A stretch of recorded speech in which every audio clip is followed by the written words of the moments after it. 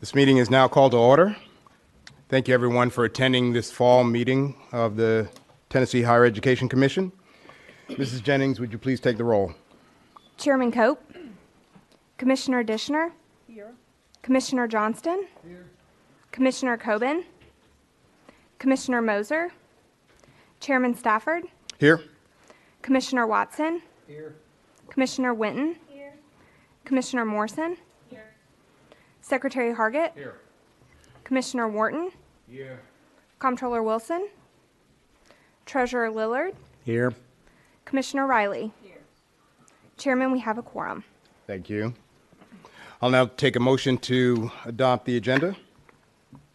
So well, may I, Chairman? I know we've got a motion already before us. I'm going to ask that you accept this as friendly. But just kind of thinking about what. Thank you. I'm teachable. Contrary to popular belief. When I look at this agenda and some of the most important things, not that they're not all important, I think that we really have some action items here. I think the first thing we ought to be talking about is the appropriations and fees for the next year. With that in mind, I'd like to take items 6 through 9 and move them to the top of the agenda, unless you object. Okay, so to clarify, the proposal would be to move items 7, 8, and 9? Mike, you and I talked or about this earlier. I 6? think I would say 7, but if you prefer 6, is 7 okay? I think 7, Mr. All Secretary, is where the fiscal piece starts. I agree. So let's go. Thank you. Okay. Second. We have a first, motion is approved and second. Any questions? All right, all signify by saying aye. Aye. Any opposed? All right, motion carries. And now I turn your attention to the approval of the minutes. Are there any questions or edits regarding the minutes? Move to approve. All right. Second? I'll say. Okay, we've got a motion approved and second. Any objections? All right, all in favor signify by saying aye, please. Aye. Any opposed? All right, thank you. I will now read the chairman's report. First and foremost, on behalf of Chairman Cope, I pass my apologies for his missing the meeting today. I'm honored to serve in his place, especially at one of the most important meetings we have each year. We have an array of administrative and academic issues to consider. First thing this morning, as was originally on the agenda, we'll flip that, will be the administrative and fiscal policies. And then since 2013, Tennessee has pursued an ambitious goal to increase the number of residents possessing a college degree. We have made significant progress, but we know that reaching the drive to 55 goals relies on our ability to maintain affordability for Tennessean families.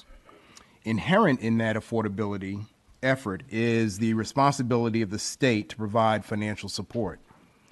And we can all agree that the state has held up its end of that bargain in recent years. As such, we need to view our duty to take a hard look at tuition each year, balancing what students can afford with the requirements of our campuses. I am pleased with the work the Commission has done the last few years, and I am tremendously grateful to the presidents who have been tremendous leaders in ensuring affordability. We have campuses that consistently offered increases at the low end of the THEC range. And speaking for the Commission, we commend you. Our primary goal today will be to consider 3 components of the annual fiscal package. First, we will take an in-depth look at the outcomes-based funding formula. For those that reviewed the materials, you will find dramatic increases in student success at many of our institutions. And again, there are several presidents who we commend for their performance. Second, the outcomes-based formula recommendation, of course, drives our tuition recommendation, and I look forward to the discussion on that issue. Finally, we will dive deeply into the facility and capital recommendations that will define the landscape of our campuses in years to come. Thank you for the Commission staff who have, as always, put so much work into the materials for this meeting today. This team continues to prove that they are relentlessly focused on our students. I now turn it over to Director Krause. Yes, sir.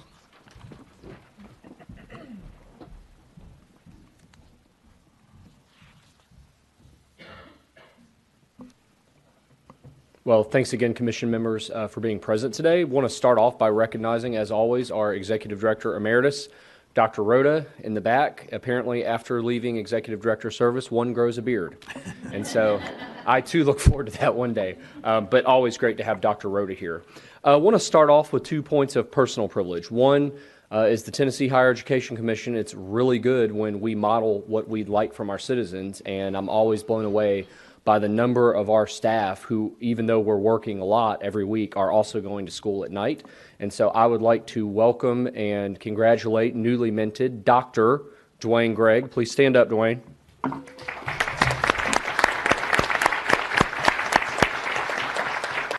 He has been insufferable and asking us to call him doctor a lot, but I hope this satisfies that. I want to also welcome a few of our new staff members, particularly the ones who we've got growth in new areas in this agency's mission that are really important. I'd say chief among that is going to be our ability to serve the incarcerated. So as you all know, Governor Lee last year launched what's already becoming a nation-leading approach to ensuring that as Tennesseans re-enter society, after being kind of connected with the justice system, we give them an opportunity to succeed. And so we could not be more excited to now have, for the first time ever, a full-time THEC staff member whose life and mission will be to be in facilities, coordinating counseling for those residents. So I'd like to recognize Susan Lee. Susan joins us from the Tennessee Department of Corrections and brings a lot of expertise that's going to be invaluable. And we are hiring as we speak. I'll let this be the public recruiting plug for 2 other corrections counselors. So thank you, Susan, for coming to our agency, and it's added a lot already. We also, the other area that we're really going to be focusing on, as you all know, is workforce. And we have gotten, I think now, a kind of a double threat approach with Mitch Curry, who transitioned into a workforce development role a few months ago. But we now have added something that THEC is lacking. We don't always, I think, have the best perspective on what life looks like in a TCAT. Because oftentimes THEC in the past, we've been very focused on our community college and university mission. So what better thing to do than to add a staff member directly off the campus of a TCAT? And so we were fortunate to be able to hire Brandon Hudson, who's the vice president of TCAT Shelbyville, and now a THEC staff member. So thank you very much for being here, Brandon. Finally, I want to recognize a nonprofit partner. A lot of Tennessee's story over the last few years has been about our partnerships outside of higher ed. And of course, we're always going to be for increased attainment. That's literally our mission. But it really helps when you have people out in the civilian world, so to speak, who are helping. And so Russ Wigington, Dr. Wigington, where are you at? Has joined SCORE recently with their new imprint around post-secondary reforms. And we're already working closely together. Dr. Wigington's team is leading a leadership development program composed of people many of you all know from campuses, and I'm grateful for your partnership already. So welcome. To delve into the formal part of my remarks, we're going to talk about something we've actually never talked about in this commission setting, and that is security on campuses. So THEC does well, I think, when we find vacuums and step into them. When we find a gap in a discussion and say, you know, the state could use somebody coordinating this conversation. And that's been THEC's record. But on a bunch of different policy areas, THEC has stepped in to say, we'll be the convener and kind of the best practices hub for this.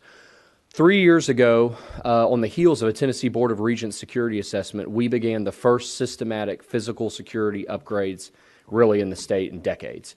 And so we had 3 successive years of funding in 16, 17, and 18 to harden our facilities. And really that applied solely to institutions that were either LGIs or TBR. UT received a similar amount of funding in this most recent budget. So our physical security posture is one that we're continuing to improve. The cautionary tale, though, is that we don't want for there to be differing levels of safety and security. Every student and faculty member deserves a common denominator of safety and security. And when we think about that cautionary tale, I think what we worry about is we end up with silos of excellence and security, and that's not acceptable. We need to have one level of security across the state. And so THEC has stepped into that role. Paul Marshall, who holds kind of a unique qualification, is both a Marine combat veteran who focused on physical security, but is also an architect. Raise your hand, Paul. Paul has stepped in as a THEC staff member to be the convener. And we were fortunate about a month ago to have the state's first ever security convening with our partners, our new partners at the FBI, TBI, THP, and many other three-letter agencies to get the campuses together, all the police chiefs, all the facilities folks to prevent this. This is what happened when there was a campus-wide lockdown due to a shooter in California 3 weeks ago. Because their classrooms weren't hardened, that's the best they could do. And that is what we will be seeking to avoid in this state. And I think we have made drastic progress just due to the physical security enhancements. But THEC we will be relentless on asking the campuses, what do you need for security? And then going to the General Assembly and the governor and getting everything we can get to secure our campuses. We'll also be focusing on some quick fixes because I think a few things that came out of the conference need to be addressed and frankly can't wait for July 1. We need to do them now. And those are the following. Having our police chiefs in a room together, and to be clear, they convene together sometimes. This was the first time, though, we had community colleges up to UT police departments. I think the first thing we learned is we do have a training deficit. All of our police departments are sworn post-certified officers, but the reality is the threat is asymmetric, and we need to update our training to stay with the threat. So December 16th and 17th, THEC will be hosting the first ever statewide campus security training specifically for police officers, and it'll be focused specifically on delivering trauma aid. This will be a post-certified class, so the officers that come to this class will leave with that certification. It's not something I ever dreamed we would be talking about at THEC. I think we have to. Second, not all of our campuses have a great picture of what their physical security or their other security factors look like. Some of our campuses, I want to commend ETSU and Tennessee Tech. I know Dr. Oldham, Dr. Noland are here, both of whom went out on their own, hired a top-of-the-line, actually special operations security consultant at ETSU to come walk the campus. And we call that in the military red teaming, right? And you bring in someone to try to think about what are the weaknesses we need to address.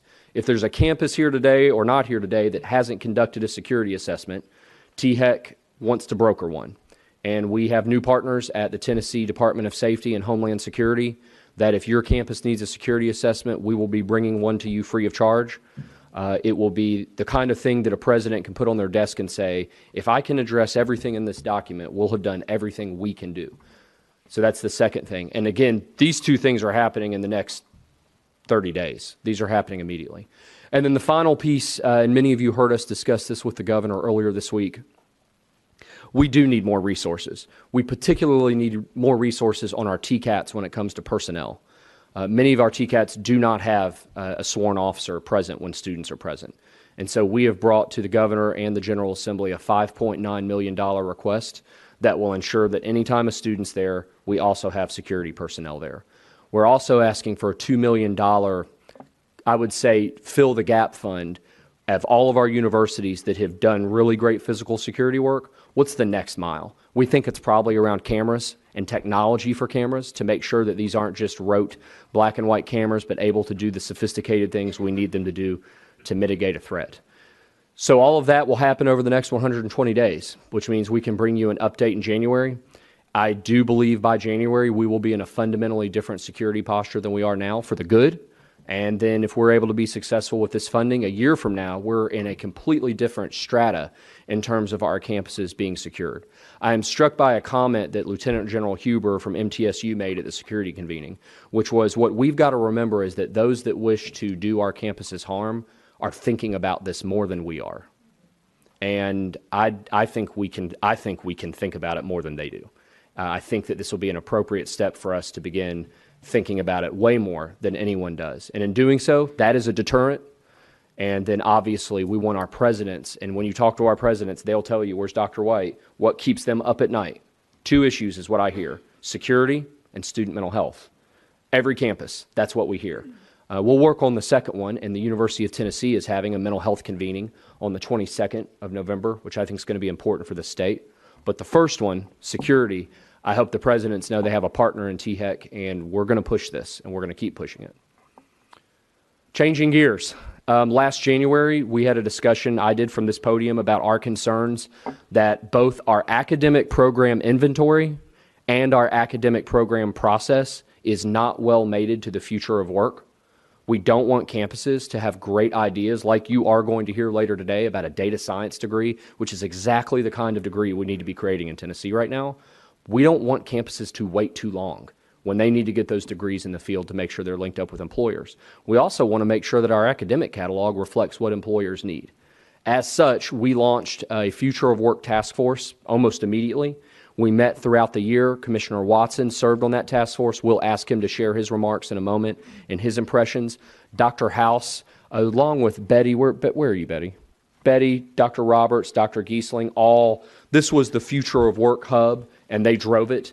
And I think we are in a better place than we were, but meetings don't matter unless you do something after them. And so we're going to be bringing some ideas to you in just a moment from Dr. House about some things we think we should do in order to make sure that the state doesn't wake up in 10 years and feel like higher education was maybe left behind. So I'll defer to Dr. House.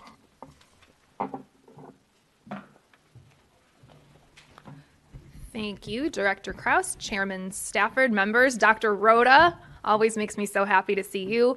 If I may just take one moment to recognize another new staff member in the Policy and Strategy Bureau, Andrew Hunt, if you could stand. Andrew is our new Director of Strategic Initiatives for the Adult Learner Team under the umbrella of Policy and Strategy. So we welcome him. He is 1 month in, and he has done great work already. So just wanted to recognize Andrew as well. So when Mike speaks in front of me, I need to be prepared that he's going to say a couple of the things that I was going to say, but I do again want to recognize Betty and Julie and Corey for their wonderful collaboration and their work on this task force and getting this task force together. Can never thank them enough. So we met 3 times over the year. There were this task force met 3 times, once in April and then twice in the fall to kind of wrap this up and put a bow on it. Members of the task force were comprised from higher education, from TBR, from the LGIs, from UT, as well as other state government entities, ECD, labor, and community members like the chamber, as well as industry partners. And the feedback from the industry partners you will see was really the most fundamental, I think, to many pieces of this conversation. Commissioners Coben and Watson were members of this task force as well. And actually, Commissioner Watson, before I begin, do you have anything you would like to mention about your time as a wonderful task force member? Well, it was really a great experience, and I think we learned a lot, particularly to what you have on number 1 is align industry and higher education to prepare for the workforce. We know some things that are going to happen, and that is that all of our lives are going to be touched by technology in unique ways. We're moving from from labor-saving devices to thinking-saving devices. So we know that radiology and law enforcement and military education are all going to be greatly challenged by the technological improvements that have occurred. In analyzing which professions are the most likely to be disrupted the most, I think education is top on the list. You've got a heck of a lot more to teach than you've ever had to teach before.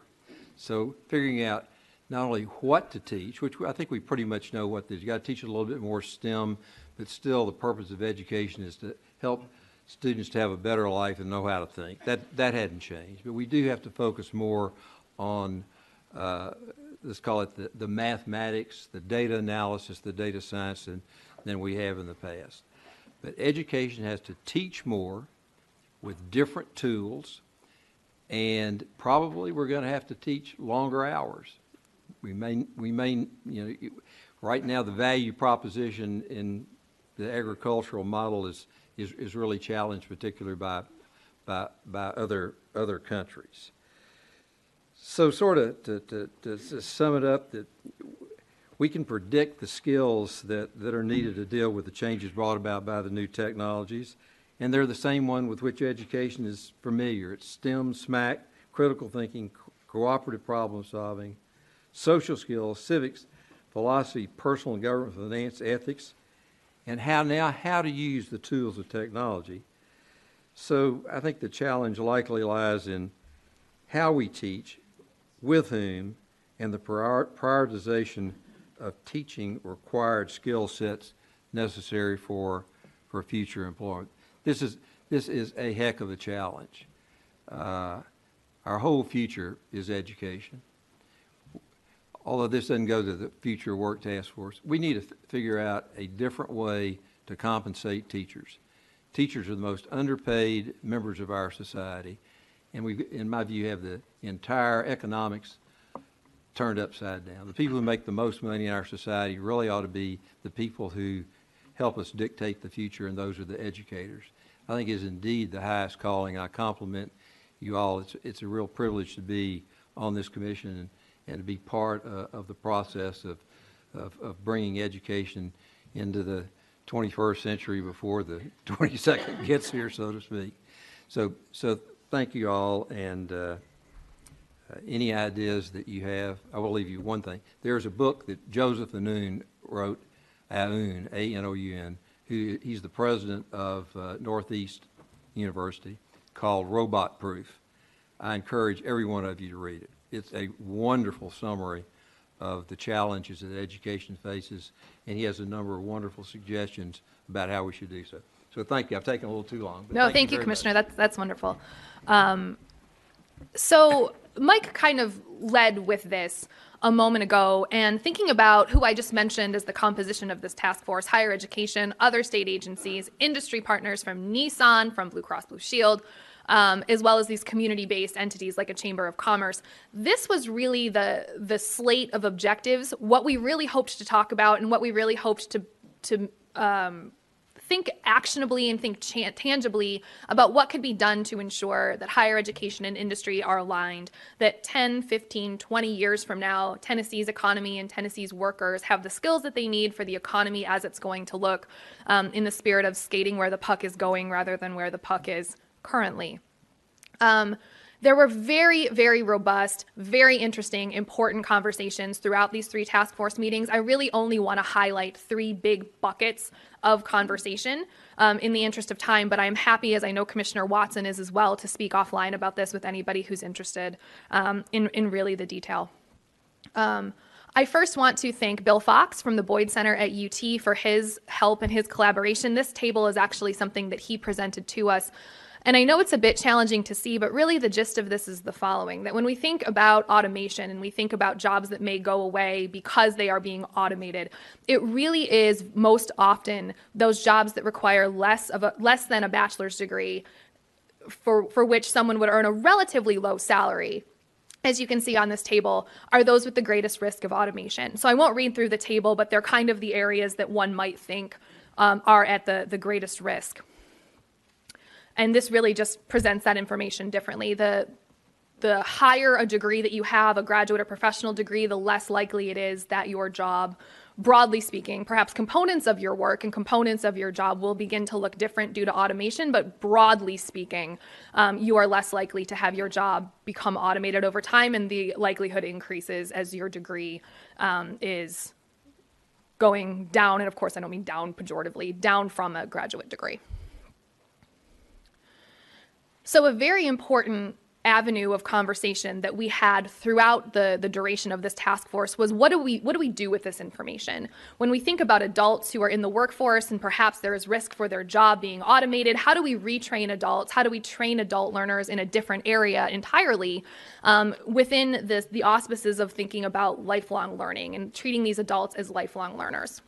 Something that was very interesting from our industry partners who were at the table was the conversation about the short-term skill-based programs. And I think the phrase "don't overdo it," I think actually was used. And I think that we who live and breathe higher ed each day, it was very interesting to hear someone who does not live and breathe higher ed each day say that it may not be the case that someone needs a credential or that someone needs another degree. Higher ed tends to operate in this world of degrees and credentials because that's the world that we know. It's very often not going to be the case that someone being retrained requires another degree. Sometimes it will be, sometimes it will not be, which I think lends very nicely to the conversation that Dr. Roberts has been leading related to credential stackability. If you were to earn a credential at a TCAT and then a community college and then a 4-year institution, how can you stack those credentials? The philosophical conversation around skills versus credentials, those are obviously not mutually exclusive things. But how do we think about skills as much as we think about credentials, especially in all cases, but especially when we're thinking about retraining adults for a job that might not exist in 10 years? And related to that kind of larger conversation about retraining and lifelong learning, the path to higher education and the path through higher education is no longer linear. Perhaps it never has been linear, but we've often, if not always, thought about it as being quite linear. But that's not the case for adults going back into higher education, students exiting the K-12 system. They may just go in and out and around as we think about different types of credentials, different types of skill building. So I think as we think about this landscape, it looks very different from you graduate from high school, you go to college, you graduate, you get a job, and maybe you go back to graduate school someday. That is not how this looks for many of these adults and for many of these folks coming right out of high school as well. So that was the first bucket, the automation bucket and the retraining and the adult lifelong learning kind of bucket of conversation. The second has to do much with what Commissioner Watson just mentioned about what skills are actually going to be required when someone is in the workforce in 10, 20 years, 10, 20, 30 years. When we think about automation, it's very often easy to think about the extreme, right? That all jobs are just going to be taken over by some kind of artificial intelligence or whatever it might be. That's not the reality. According to Bill Fox, that's not the reality. And what we need to be thinking about are the ways in which people need the skills to interact with technology, to interact with artificial intelligence in a way that allows work to be done productively. So as we think about critical thinking skills, we think about data skills and things like that, that is really where education and higher education needs to focus some energy. Surprising to no one in this room, I would think, I teach statistics in my spare time, and nobody's laughing, maybe because nobody is surprised by that. And a hill that I continue to die on in the courses that I teach is that you cannot just use some kind of software to do whatever analysis is assigned to you, hand it in, and think you understand what you're doing. Pushing buttons to run regressions does not mean you understand statistics. And that's a very micro level example from my own life, but I think that's a very important example of the bigger picture here, which is you need to be able to interact with technology, interact with these new, innovative, wonderful things that are coming to the workforce in a way that reflects critical thought and engagement. You can't just press the buttons and say you know what you're doing. And this is very difficult to see, but this really does hammer on and hammer home what Commissioner Watson just mentioned about what the skills in the future workforce really do need to be related to data management, data analysis, critical thinking, all of that. I'm happy to share this if anyone is interested. Any slide that looks beautiful, I did not create, so I cannot take credit for it, but I'm happy to share this information. So during our second task force meeting, we had a really wonderful group of faculty from the University of Memphis come and join us to talk about their work in information science, computer science, and all of that. And it really was, for me, one of the highlights of the task force at large. And really what came from that conversation was the idea that everyone needs some kind of data training, be it computer science, be it info science, be it whatever it might be. There needs to be some kind of concentration, formal or informal, or focus on some kind of data or computing intensive work such that these folks who are coming out of higher education are marketable and can be successful in the future workforce. Again, to the point about perhaps it's not a credential, there can be some kind of concentration, there can be a focus, as I said. And the example that we kept kicking around was the idea of an English major who has access to a 12-credit sequence in computer science, who then has opportunities as a technical writer upon graduation. So that's a very narrow example, but really speaks to the point about everybody is going to benefit from having critical thinking skills that can be applied through some kind of data-oriented CS type work. And as is often the case, the earlier the better. If we can get to these students when they're in 4th grade, getting them doing some programming, that is ideal. But of course, as we move forward, we really need to just get this going as quickly as possible in the higher ed space. There are many institutions, some of which are posted here, that do this very well. They do have a variety of programs that are not necessarily degree granting. They're not necessarily full degrees, but they do offer different levels of training in this type of work, irrespective of a student's status, as in undergraduate or graduate, irrespective of a student's major, they can really dive in and get some training in these spaces. So that was the second bucket. So the first was responses to automation and retraining. The second has to do with computer science and data science for all. The third is much more internal to THEC, and this has to do with our program approval process. We have had versions of these conversations in the past, and we've had them in different forums.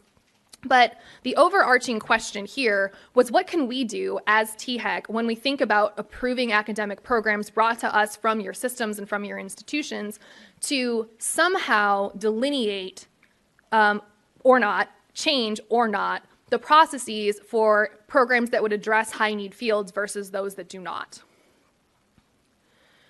So this is very distilled, very drilled down, the process that we go through currently in order to approve an academic program. And I won't spend too much time on this because this is the wheelhouse of my colleagues to my left more so than mine.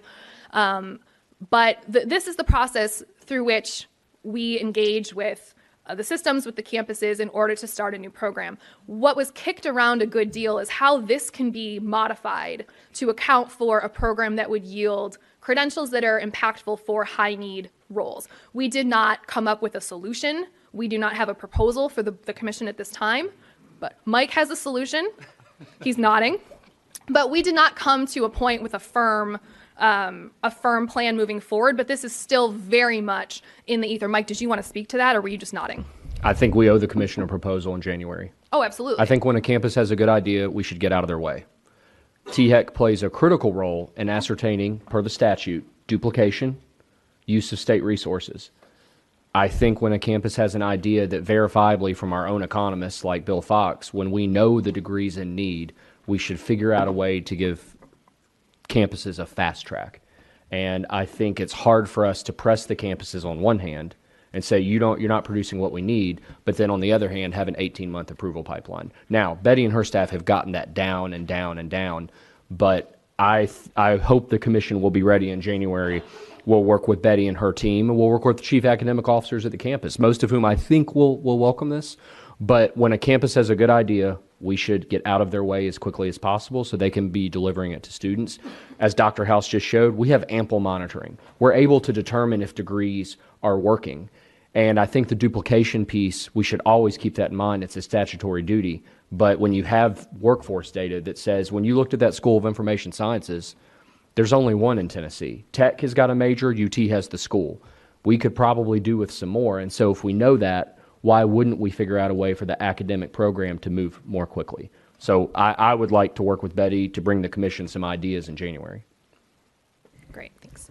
And just to wrap up, I think this photo really starts to, really depicts what we're starting to think about and how we're starting to think about these program approval processes and the programs that are coming before us. Pictured here are THEC staff members, our community members from the chamber. Dr. McPhee is pictured, and this represents, and folks who work in the hospitality industry.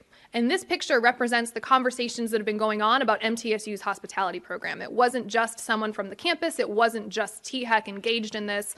There were members of the community and members of the industry engaged here as well and having conversations about what this program needs to look like.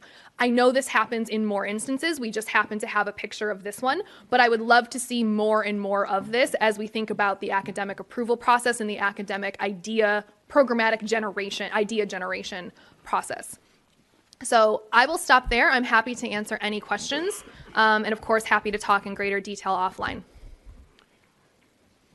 Just one very quick point to make, and I appreciate the update on the future workforce because I think that is critically important both for the higher ed space and the K-12 space. And just want to let this commission know that in the K-12 space, our board is just beginning very early stages of exploration into the high school graduation requirements with just this in mind. We want to make sure our high school graduation requirements remain rigorous, that they remain in line with what post-secondary requires in terms of entrance, but I think increasingly we need to ensure that they reflect the skills and the knowledge that our students need as they enter post-secondary and then prepare for careers. So look forward to updating you more on that soon. Thank you, Commissioner Morrison. Any other questions for Dr. House? Not a question, just a point of information. MIT announced this morning that they are going to spend $1 billion to plan and create a new college for artificial intelligence. It'll be open next September. Remarkable. Any other comments? All right, Dr. thank House, you. thank you. Appreciate it. Director Krause, thank you for your report. Just two more admin notes. I did not know, and I'm happy to see that our operations staff at THEC that support what we do don't always get over here, but I'm happy to see that Michelle Pipolo is here, our new employee in Human Resources. Michelle, please raise your hand, and it's appropriate on the eve of Veterans Day. She is also a military veteran, so always happy to hire veterans on our team. And then two notes to recognize some retirements that are pending. Where is OW? So O.W. Higley's last THEC meeting is today. We will be recognizing him with a formal event on November 19th. But O.W., your total state service is where? 42. So 42 years. So we're very grateful to everything you've done at THEC and for the state at large. Thank you.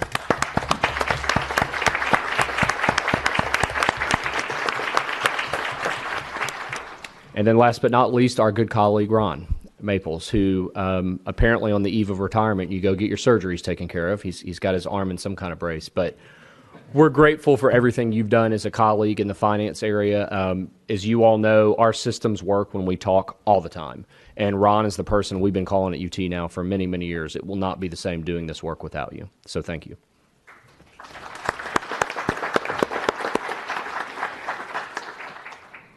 All right, so consistent with Secretary Hargett's friendly amendment to the agenda, we will move to item 7. So I'll now introduce Crystal Collins to come forward. Crystal's the Director for Fiscal Policy, and she'll present the operating state appropriation recommendations.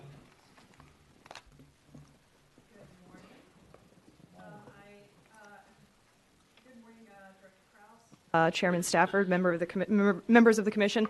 I appreciate the movement from number 7 to number 1, I guess. That's probably the first time that's ever happened in my life, so I appreciate that.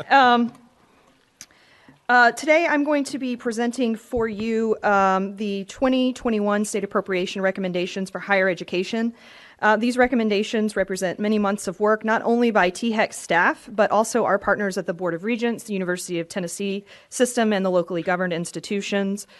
We could not do this work without them. I mean, literally could not do it. So I am very appreciative of all the assistance I've received from the campuses and systems in order to work on this at THEC and make the $1.77 billion request we're going to talk about right now. Just a brief overview of how the next 3 agenda items are going to go. I'm going to start with the state appropriation recommendation.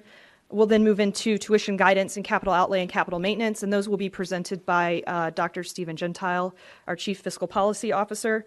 These items together will encompass the total 2021 funding recommendation for higher education. So starting with, I guess this would be considered page 7 of agenda item 7 in your notebooks. THEC staff are recommending a $38 million increase in recurring funds for our universities, community colleges, and colleges of applied technology. This recommendation recognizes not only the increased outcomes generated by our universities and community colleges through the outcomes-based funding formula, but also increases in enrollment and completers at our Tennessee colleges of applied technology. It also encompasses very modest increases in fixed costs at these campuses. Unlike in previous years, however, this recommendation does not include a recognition of a salary increase for higher education. And there's a very good reason for that. During preliminary conversations with the administration this year, they requested that we forego including a salary recommendation through the formula. And this is to allow them to treat higher ed the way they're going to treat the rest of state government for salary increases this year. And so last year when we came forward with a $64 million increase, that included $34 million for salary. This year we're coming forward with $38 million just for outcomes. So it's just something to keep in mind as we have the conversation this morning. This increase of $38 million to purchase already produced outcomes at our institutions represents a 3.3% increase in funding over the 1920 request. It's coupled with a tuition guidance range of 0 to 2%. And this tuition guidance range is built on several assumptions, including full funding of this outcomes formula, as well as the state portion of an estimated 2% increase in salary. And again, we used that as a preliminary placeholder to know what a tuition range would look like if we received the same salary increase that we received last year in the 1920 year. There are also other assumptions that will be discussed more thoroughly by Stephen in agenda item 8 in this tuition and fee discussion that is to come. In addition to this new funding for our formula units and TCATs, we are also recommending $17.9 million for our specialized units. And as a reminder, these include our medical colleges, agricultural research units, and other statewide initiatives. This $17.9 million encompasses a 4.4% increase and reflects annual growth and several specialized cost drivers at these institutions. And these cost drivers exceed general inflation. There include such things as evolving medical procedures, technology, and journal access at our medical colleges that are needed to produce high-quality doctors and researchers, and the cost of equipment, machinery, crops, and livestock at our agriculture research and extension units. Most of these specialized units do not have opportunities to generate funds from other sources outside of state appropriations, and so these units have not received general operating dollar increases since 1617. So we feel like this $17.9 million increase is important at this time. The recommendation also includes $7.7 million to fund strategic investments at these specialized units, so outside of these cost drivers, related specifically to things like the ETSU College of Medicine in order to hire 2 new pediatric surgeons for the region, as well as $10.55 million for 3 statewide system priorities that also include funding to provide a sworn police officer in each of our TCAT campuses. And we'll talk about that a little bit more in depth at the end of the presentation. The $4.15 million for agency requests focuses on program initiatives and investments that we believe are important to student success in Tennessee, and they include $2 million, which Director Krause mentioned in his executive director's report, $2 million for the 4th phase of statewide security grants. As he mentioned, this would probably be technology-focused for cameras for our campuses, as well as $1 million to continue the highly successful Veterans Reconnect Grant Program, and $337,000 to expand access to the Tennessee Promise Summer Bridge Program to 5 previously unserved counties. This Summer Bridge Program brings in our Promise students and allows them to get acclimated to college before they start in the fall semester. Finally, THEC staff are recommending $9.6 million in recurring funding for our Tennessee Student Assistance Award. This is the state's need-based grant award. Thanks to directed investment by the governor and legislature, funding to the TSAA has increased over 95% in the last 5 years, which is phenomenal. We are now at $113 million for this program, and because of that investment, in 1920, we should be able to serve all students who qualified and applied by the deadline. So that means that all students at the current qualification levels should receive an award in 1920. What this $9.6 million will allow TSAC to do is to reach out to needy students who are not yet in the qualification. So right now, if your EFC is $3,100, you don't necessarily qualify, and that's just a family of 4 income of $44,000. This would allow us to reach those students and serve an additional 5,700 students who are in need. Looking more closely at the $38 million request for our funding units, of that $38 million, $35.54 million are going directly to our outcomes-based funding formula units, so our community colleges and universities. Specifically, this year, 7 universities, 7 of the 9, and 10 of the 13 community colleges had positive weighted outcome growth, meaning that they produced more weighted outcomes this year than they did last year. However, doing better than you did last year is only half the battle. You need to do better than you did last year, as well as do it at a rate greater than other institutions are increasing. So our largest state appropriation increases for 2021 are concentrated in the community college sector. This is very highly related to Tennessee Promise and those students hitting benchmarks for these institutions. Motlow State and Northeast State are experiencing double-digit increases compared to last year, with increases of 13.1% and 12.1% respectively. This accounts for the 3rd year in a row that Motlow State is our top performing institution, not just community college, but overall institution in the outcomes-based funding formula. Of the universities, East Tennessee State is our top performer for 2021 and 7th highest performer overall, with an increase of 4.2%. And our 2nd highest performing university is Tennessee Tech, with an increase of 4%. Additionally, the Tennessee Colleges of Applied Technology are slated to receive $2.5 million in new funding, representing a 3.3% increase over 1920. Further explanation of this is pages 7 and 8 in your attachment, and it will show the recommendations, so the funding recommendations as well as percent increases for each of our community colleges, universities, and for the TCAT system as a whole. Moving into the analysis of the outcomes-based funding formula. So one of the things we like to talk about every year at this meeting is why money moves.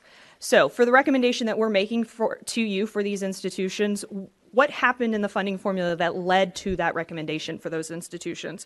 So looking specifically here at our highest performing institution, Motlow State Community College, as I mentioned, Motlow State has experienced a 53% increase in full-time enrollment since the beginning of Tennessee Promise in 2015.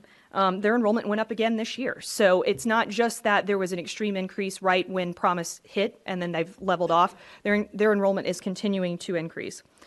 But the important thing here is that enrollment increases do not drive the formula. Successful production of outcomes does.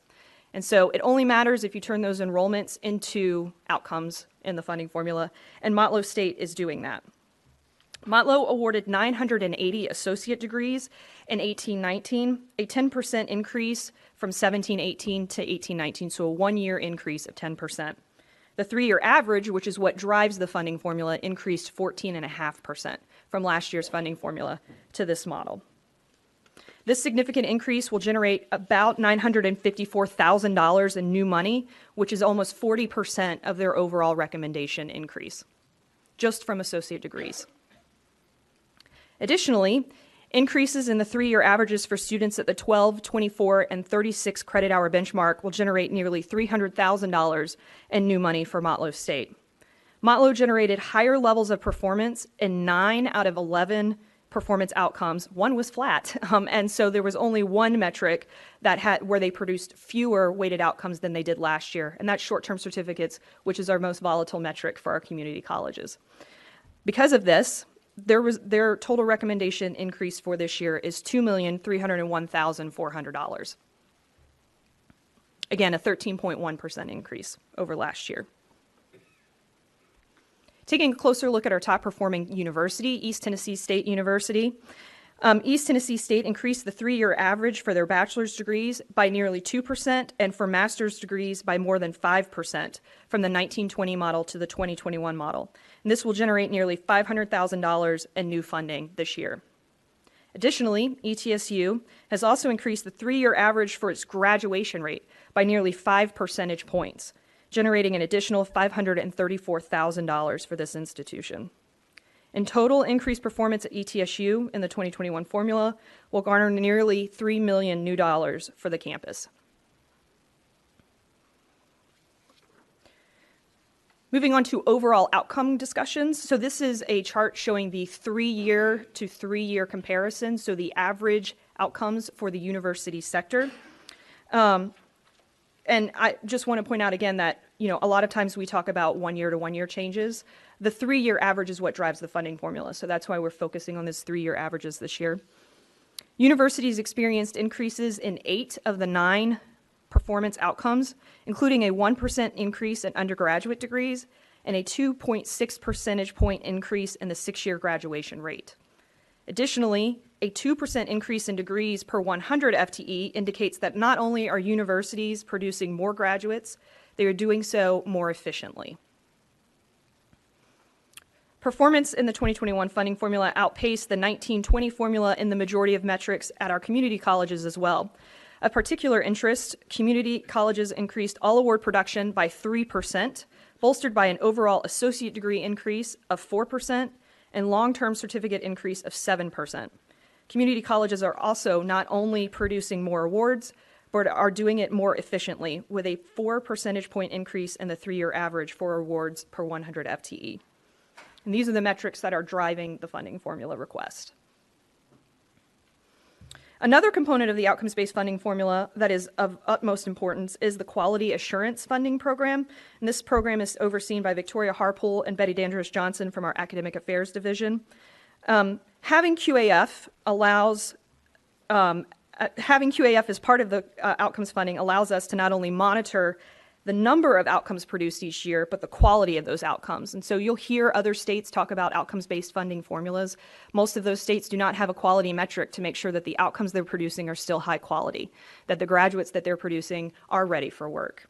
The good news is that the information that we receive as part of the QAF program indicates to us that not only are more students graduating under the outcomes-based funding formula, but these students are continuing to receive engaged, high-quality educational opportunities at our institutions 10 years into performance funding in our state.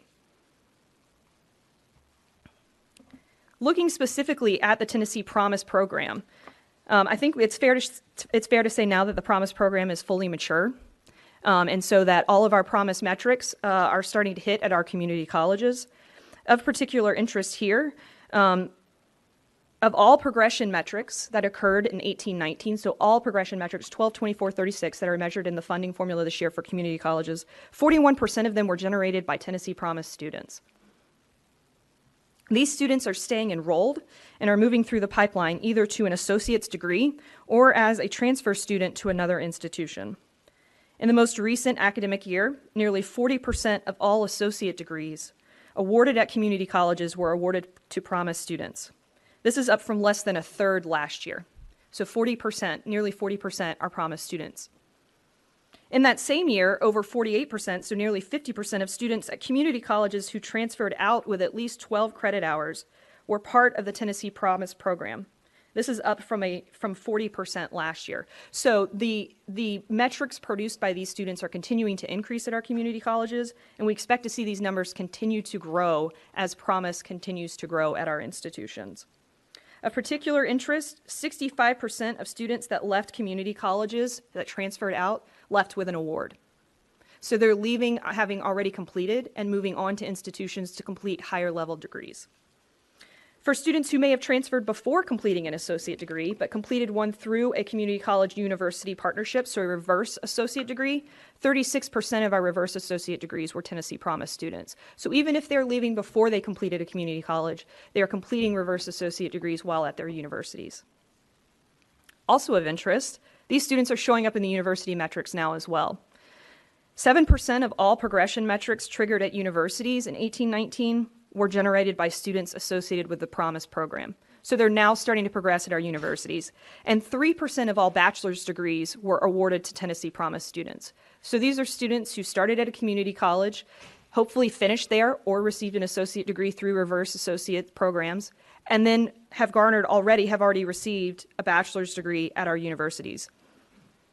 Of the Promise students who've transferred to a university and crossed a progression benchmark, 41% had an award from a community college before transferring. As I mentioned before, we only expect these numbers to increase as the Promise program continues to mature. Now, this is the first year we're going to be able to talk about Reconnect. It took us a little while to be able to talk about Tennessee Promise because those were students who were recently out of high school and they needed some time to trip some progression metrics. They needed time to complete degrees. The interesting thing about Reconnect is it's not taking any time at all in order to see success from this program. Of all progression metrics at our community colleges, 14% were Reconnect students. Keep in mind, this is the first year of Reconnect. The program has only been around for 2 semesters.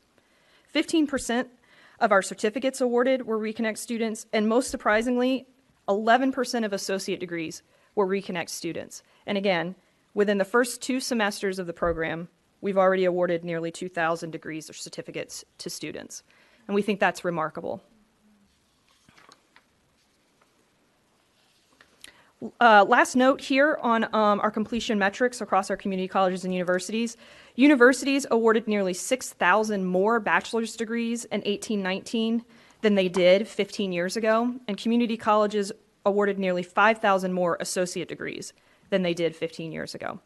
And this is in a time period when our enrollment is either flat or slightly increasing. We're not seeing large increases in enrollment at our institutions. And so what this says to us is that our institutions have responded to the Drive to 55, have responded to the outcomes-based funding formula, and are producing graduates that are employable in our states.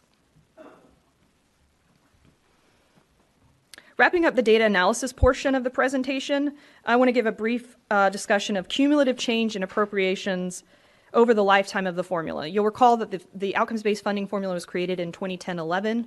This is our 10th year. We are about to head into our second 5-year review. We're now thinking about where institutions were when we started and where they are now.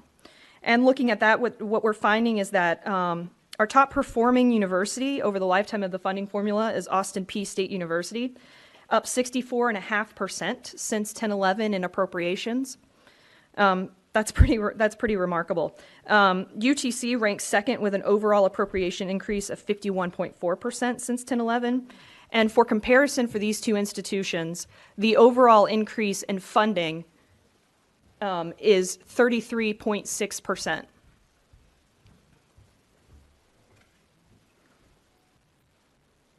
Okay. Change in appropriations range from 14.2 to 64.5, with all 9 universities experiencing cumulative double-digit increases in appropriations over the lifetime of the model. Looking at this information for our community colleges, 4 colleges, Motlow, Northeast, Pellissippi, and Volunteer, have experienced cumulative increases in appropriations greater than 50%. 10 of our 13 community colleges have cumulative appropriation changes that outpace the total funding increases for all institutions. Since 10-11, $230 million new dollars have been invested in the outcomes formula units during a time when most states have experienced overall declines in appropriations to higher education. And we are very grateful for this investment from the state and from the governor. And we also believe that the outcomes formula puts us in a unique position to request these funds because we can show what they're buying. As presented earlier, part of our recommendation is $18.3 million for specialized and statewide systems strategic initiatives. This includes the $7.7 million for specialized initiatives and $10.55 million for statewide system initiatives. I did mention ETSU College of Medicine. That's a $1.1 million increase to expand the number of pediatric surgeons in Northeast Tennessee and increase the number of faculty able to train doctors in additional pediatric subspecializations like neurology and endocrinology. Currently, only 1 pediatric surgeon serves the entire Northeast region of Tennessee, and 65% of patients now must travel to Knoxville, Nashville, or Winston-Salem to receive care because she's just not on duty 24 hours a day. This will allow ETSU to hire 2 new pediatric surgeons to be able to provide care in the region and limit the number of times patients have to travel to other parts of the state. The specialized unit strategic initiatives also includes $6.6 million to address salary and extension services needs for the University of Tennessee Institute of Agriculture. Of that $6.6 million, $2.3 will go to the UT College of Veterinary Medicine to help the college increase competitiveness in recruitment and retention of staff. Currently, the UT College of Veterinary Medicine has the lowest salaries for any veterinary college in the country. $2.1 million will go to UT Ag Experiment for research salaries, so for salaries for their research personnel. And the remaining $2.2 will go to UT Ag Extension Program to provide an extension agent in every county in Tennessee in 4-H, family and consumer sciences, and agricultural and natural resources. THEC staff are also recommending a $10.55 million investment in statewide strategic initiatives, including $3.9 million to expand the capacity of the advising corps for the community colleges and TCATs. We've made an investment in the advising corps previously, and we believe that that is very strongly tied to our successes in the funding formula. $750,000 to support the conversion of courses to competency-based education. If you're familiar at all with Western Governors or other ways, competency-based education that looks specifically at mastery of material rather than just seat time. This money will allow TBR to buy the time out from faculty members so that they can make their courses competency-based for the future. And finally, as Director Krause mentioned earlier, our most important request, $5.9 million to provide a sworn armed police officer at each TCAT location, ensuring that anytime a student is on a TCAT campus, that student has a police officer there to keep them safe. Thank you, Ms. Collins. One question, you had a slide previously on the appropriations for the community colleges. Southwest, obviously, they're below zero. Yes. What's their latest status? Are they making progress? Yes, they are. The last 2 years, there's been growth at Southwest Community College, and so they're still below the average are still below zero from when we started in 10-11, but they are definitely gaining ground. So I believe, a -3%. Probably next year they will be above zero. Okay, thank you. Any other questions for? I actually have a follow-up question on that. So Sure. when you have a community college doing something like that, or even with the one in Jackson or in Cleveland, is there a plan to help them, or how do they improve themselves? What does that look like? So we have previously done something called the Institutional Outcome Improvement Fund that was funded twice by the governor in 16-17 and 17-18. That was a competitive grant program that directed $200,000 grants to institutions in order for them to focus directly on the outcomes that they were struggling in. We actually just finished a grant with Jackson. Their 2-year program just wrapped up in this year. And so they're starting to see some results there with that. Cleveland was part of the 16-17 award, and I know that we have been doing some directed investment at Southwest as well outside of that program. And I feel like Director Krause might have a comment. The best thing about the formula at this point is it's been around long enough that institutions have been able to see people change their fate. And institutions that when the formula first started didn't perform well under the formula, many of them are the leaders now. Typically, what we try to do, to your question about a plan commissioner, if we know an institution's not doing well, we try to go sit down with the president and demystify the formula. And we have done that with several institutions. The formula is actually not that complex. There are a series of weights. When people improve in the formula, it never involves new science. It typically involves them saying, so we're going to do student advising now. Or if a student misses class, we might email them and ask, why did you miss class? Those kinds of initiatives taken to scale are what moves the formula. And really hats off to virtually every president across the state. We have presidents who succeeded from the start and have continued to succeed. We've had campuses that have struggled, but some of them are our best success stories now. So this was a harder conversation, Dr. Deaton will remember 5 years ago, because we didn't have the tale and the history to say, no, what you are now is not what you have to be.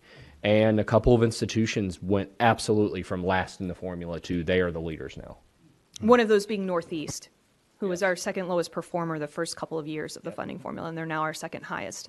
I will say to that point, we actually were at Southwest earlier this year. We were at the president's convening when we spoke to the president's council as well as other members of the Southwest Tennessee Community College staff. They are very excited about the changes that are being made at that campus and are looking forward to those successes running through the funding formula in coming years. Thank you. Any other questions for Ms. Collins? Great. I have one last slide. This is just the, so you know what you're voting on, basically, since I've given you a lot of information. So again, the recommendation put before you today includes $38 million to fund outcomes growth at the community colleges and universities and enrollment and programmatic increases at our Tennessee Colleges of Applied Technology. It includes a state investment of $17.9 million to fund operating increases for those cost drivers at our specialized units, and $18.3 million to fund 3 strategic initiatives and 3 statewide system priorities at our campuses.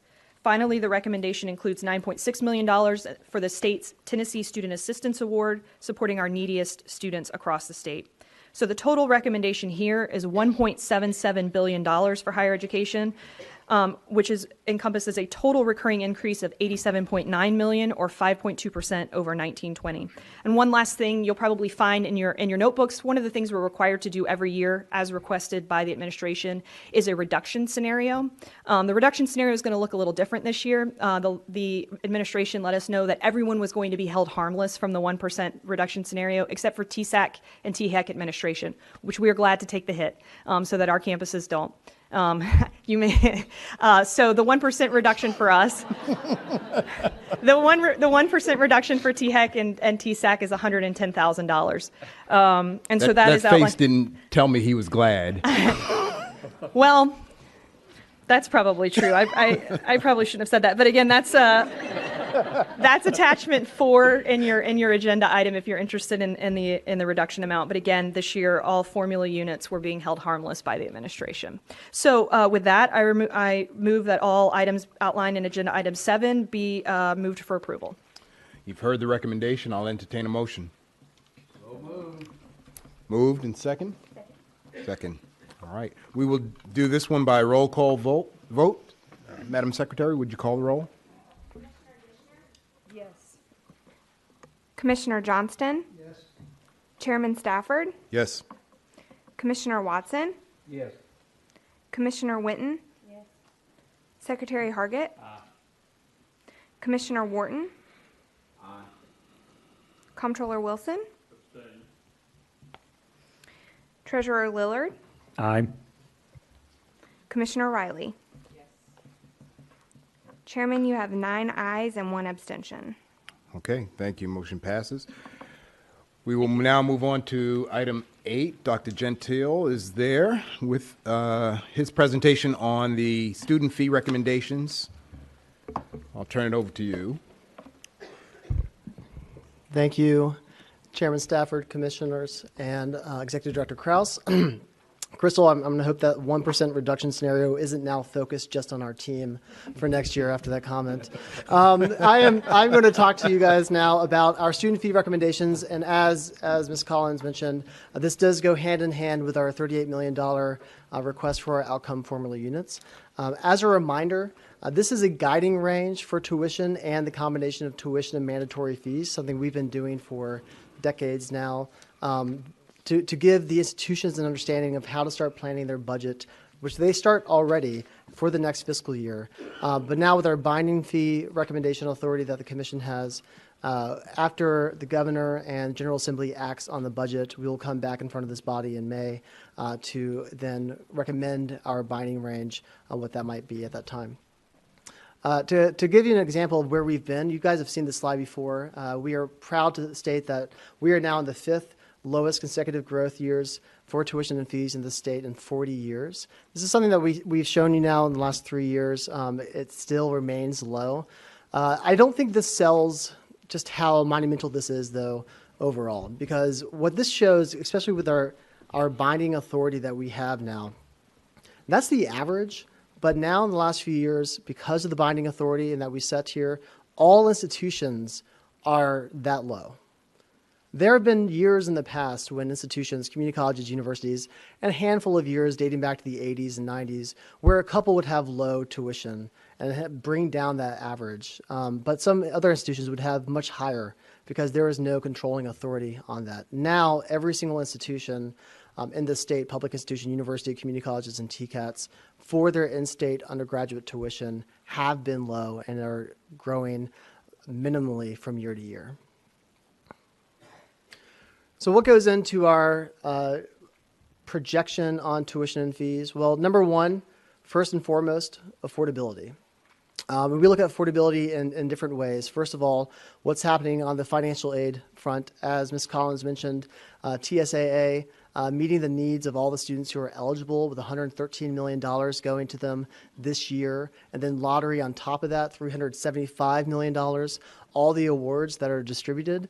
That's a great financial aid opportunity for our students.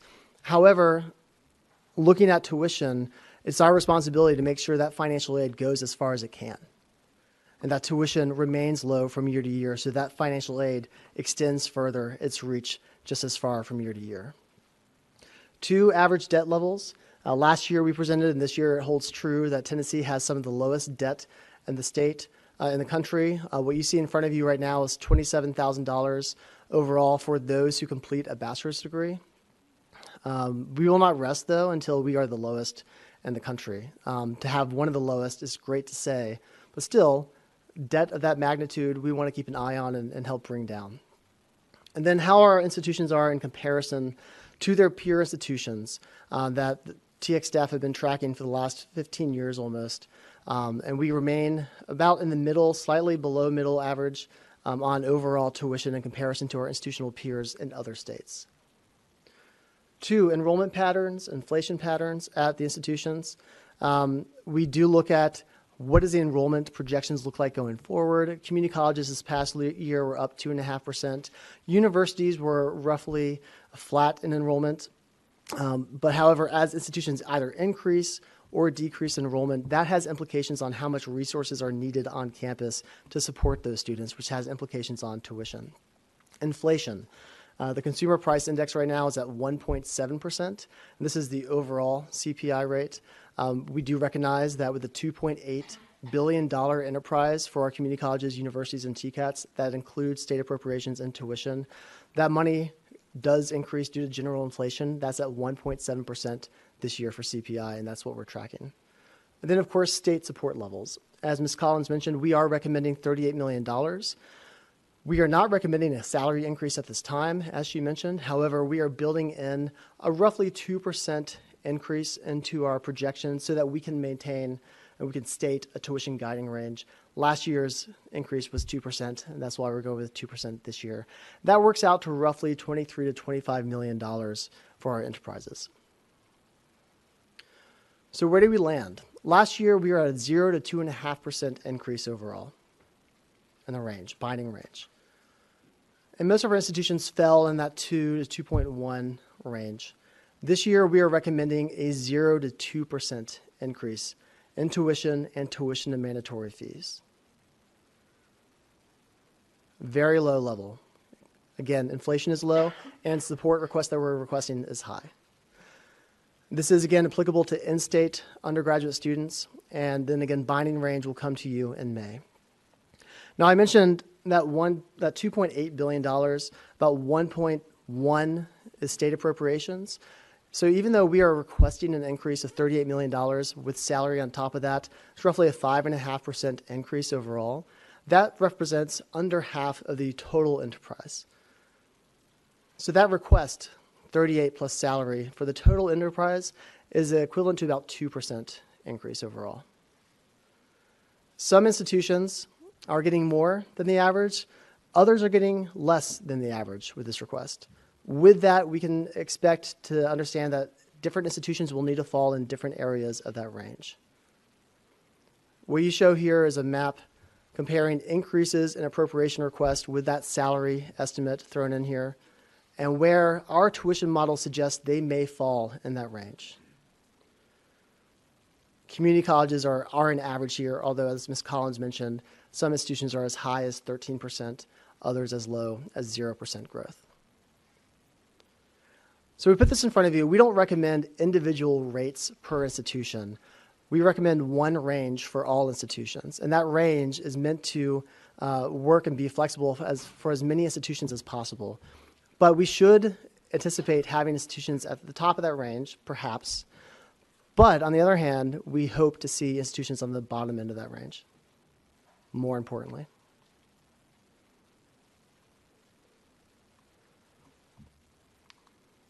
There we go.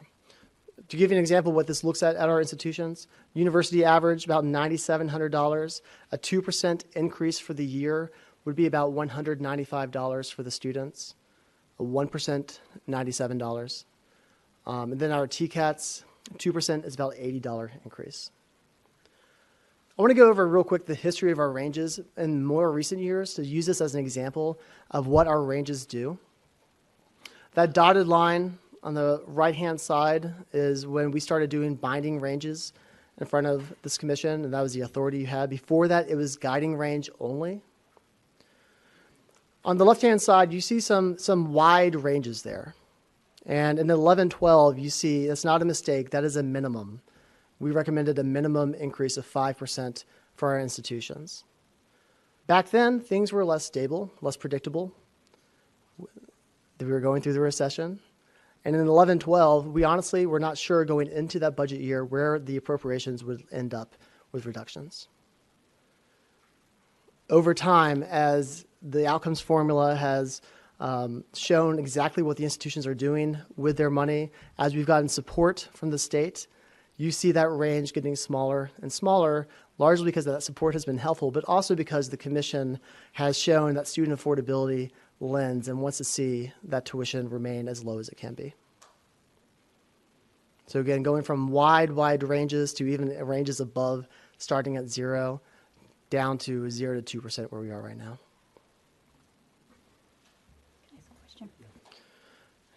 So, Dr. Gentile, would you say, I mean, we've had all these discussions about an upcoming recession, and we know that it's coming and all of these things. So are we prepared, are the universities prepared for those upcoming sessions because of the work that's been done by the commission before? Or how do you feel like we are prepared moving forward for that? Yes, Commissioner. Excellent question on that end. I'll answer that in several ways. First of all, this is a guiding range. Should the state respond to a recession with a reduction or flat scenarios, we would come back in front of this commission with a range and discussion about what that would look like in that scenario. Because even though student affordability is our number one concern and focus, institutional viability and the finances that are needed to remain open are also very important. So we would revisit that. A year ago, I presented to you the stress test scenarios that were happening and the consumer finance, the composite finance index at each of our institutions, which measures that health and pinpoints what are the reserves that are on hand to be able to weather that storm. Last year, I showed that some institutions were a couple institutions had lower reserves, some for very good reasons because they were investing in capital at that time and they're on the up end. Others recognizing they've got to find ways to increase that revenue. That is a conversation that we continue having with our institutions about how their health is, how they can withstand that. And I know, though, the institutions and their boards are even more tied into what's going on in that situation. So we keep our thumbs on the pulse of what's going on in that situation, and we will talk to you guys about that if we see something. Yes, sir. I think it's worth noting what the stress test started with, though, was that in the next recession, we are not going to do a maximum tuition range at 15% or 12%. The General Assembly wouldn't tolerate it. And they've been very clear to us about that, thus the various legislative discussions we've had over the last few years. This commission has asserted itself, I think, in a very appropriate way. In the next recession, which is inevitable, our goal with the stress test was to set the table with your only option can't be tuition. There have to be other options. Tuition may be one option, right? But I don't think that the next recession, which is likely inevitable, though I think there are differing opinions on when it will happen, the behavioral pattern that happened during the Great Recession, first off, the state disinvestment was colossal and unprecedented. So I do think we have to remember the institutions were responding to profound exigency. At the same time, the state's relationship with higher education has changed, and it's much more direct. And that's been a good thing. It's been a good thing for higher education. But I do think we should all be prepared as we look down the road that the number one resource when there is a recession will not be tuition. It will be a piece of the solution. And this commission will have a different position than we did during the last recession because this commission is the one that sets the binding tuition range.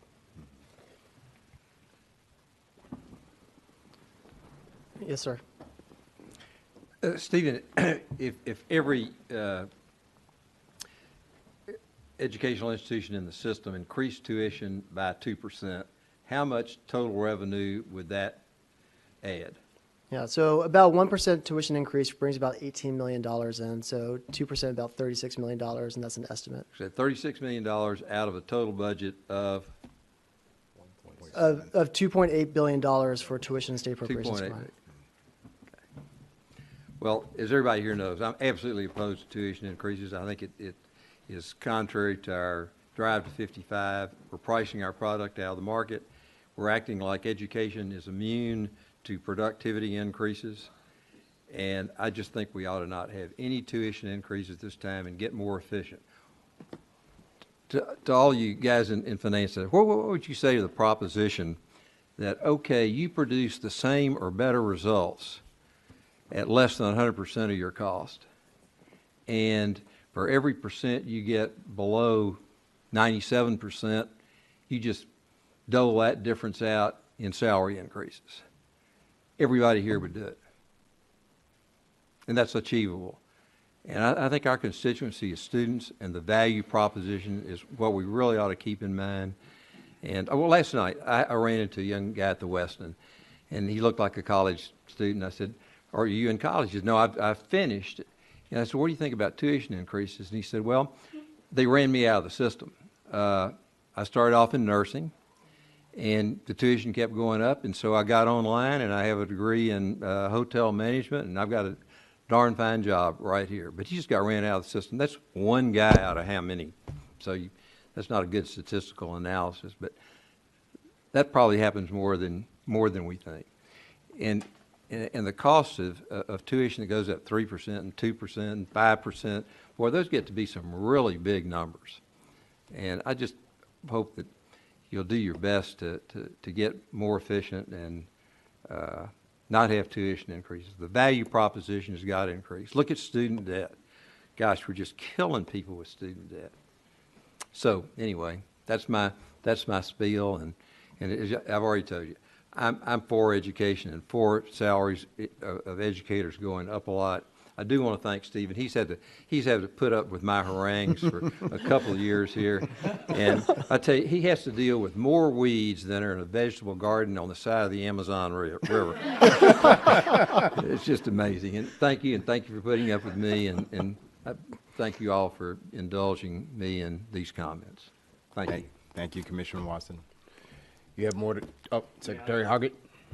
So if I can follow up on those comments, like you read my mind down there, Frank, on some of this. So $36 million is what 2% gets you. Was there any consideration, I guess this is probably a question for Crystal, other staff, instead of a recommendation of 1.77 billion, just having a recommendation of 2.13, which would have ensured a 0% increase? We think about that a lot, but we feel obligated to report the increase that the funding formula spits out, so that it has a very empirical basis rather than feeling as if we put cushion on the formula in order to lead to a certain tuition increase. But I think, Mr. Secretary, that as packaged as another ask, a funding formula supplement to hold harmless in future budget years, is absolutely viable. It has served us well, though, for the moment you press enter on the spreadsheet to say that's the formula. Yeah, I agree.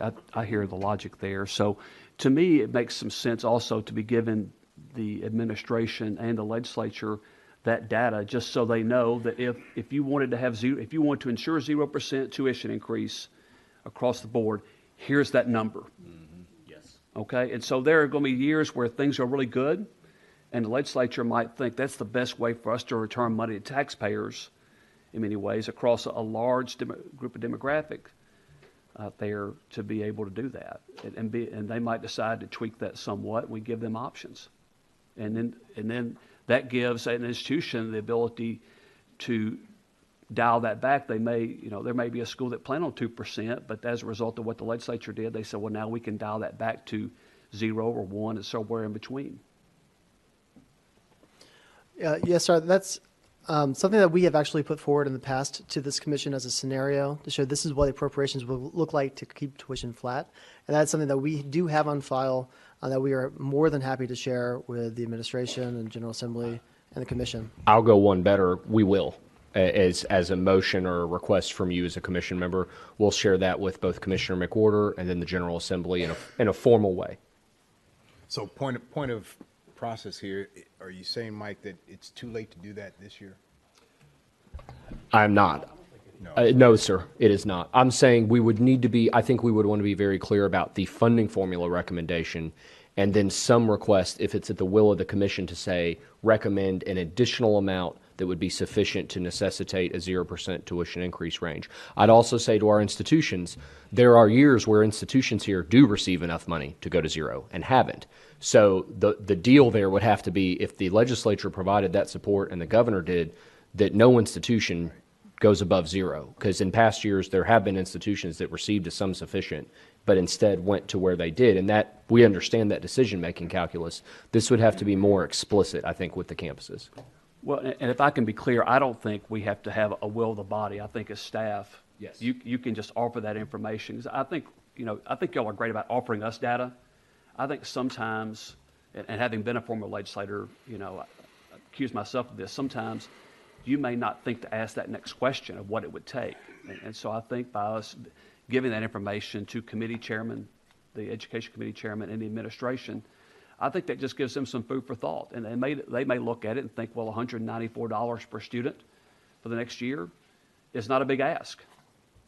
I just think the more data that we give them, that helps them make a better informed decision. We will do it. And Crystal reminded me that in the scenarios that we have in front of you in agenda item number 7, we do give scenarios for what the distribution will look like. We can add a flat tuition scenario to that in our transmittal. Chairman, that concludes tuition and fees. Again, as staff, we are recommending a 0 to 2% guiding range for tuition and the combination of tuition and mandatory fees. All right, Commissioner Johnson. Yes, sir. I think, all due respect to my colleagues, I think part of we all have the trust in the staff, and they've done a great job in their communications back with the whole system.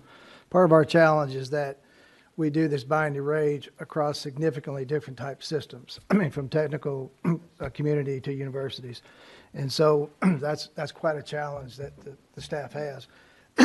Having said that, at this point, I'd like to put the motion forward to accept the staff recommended range of 0 to 2%, with the cautionary tale of what everyone's or several have spoke to here.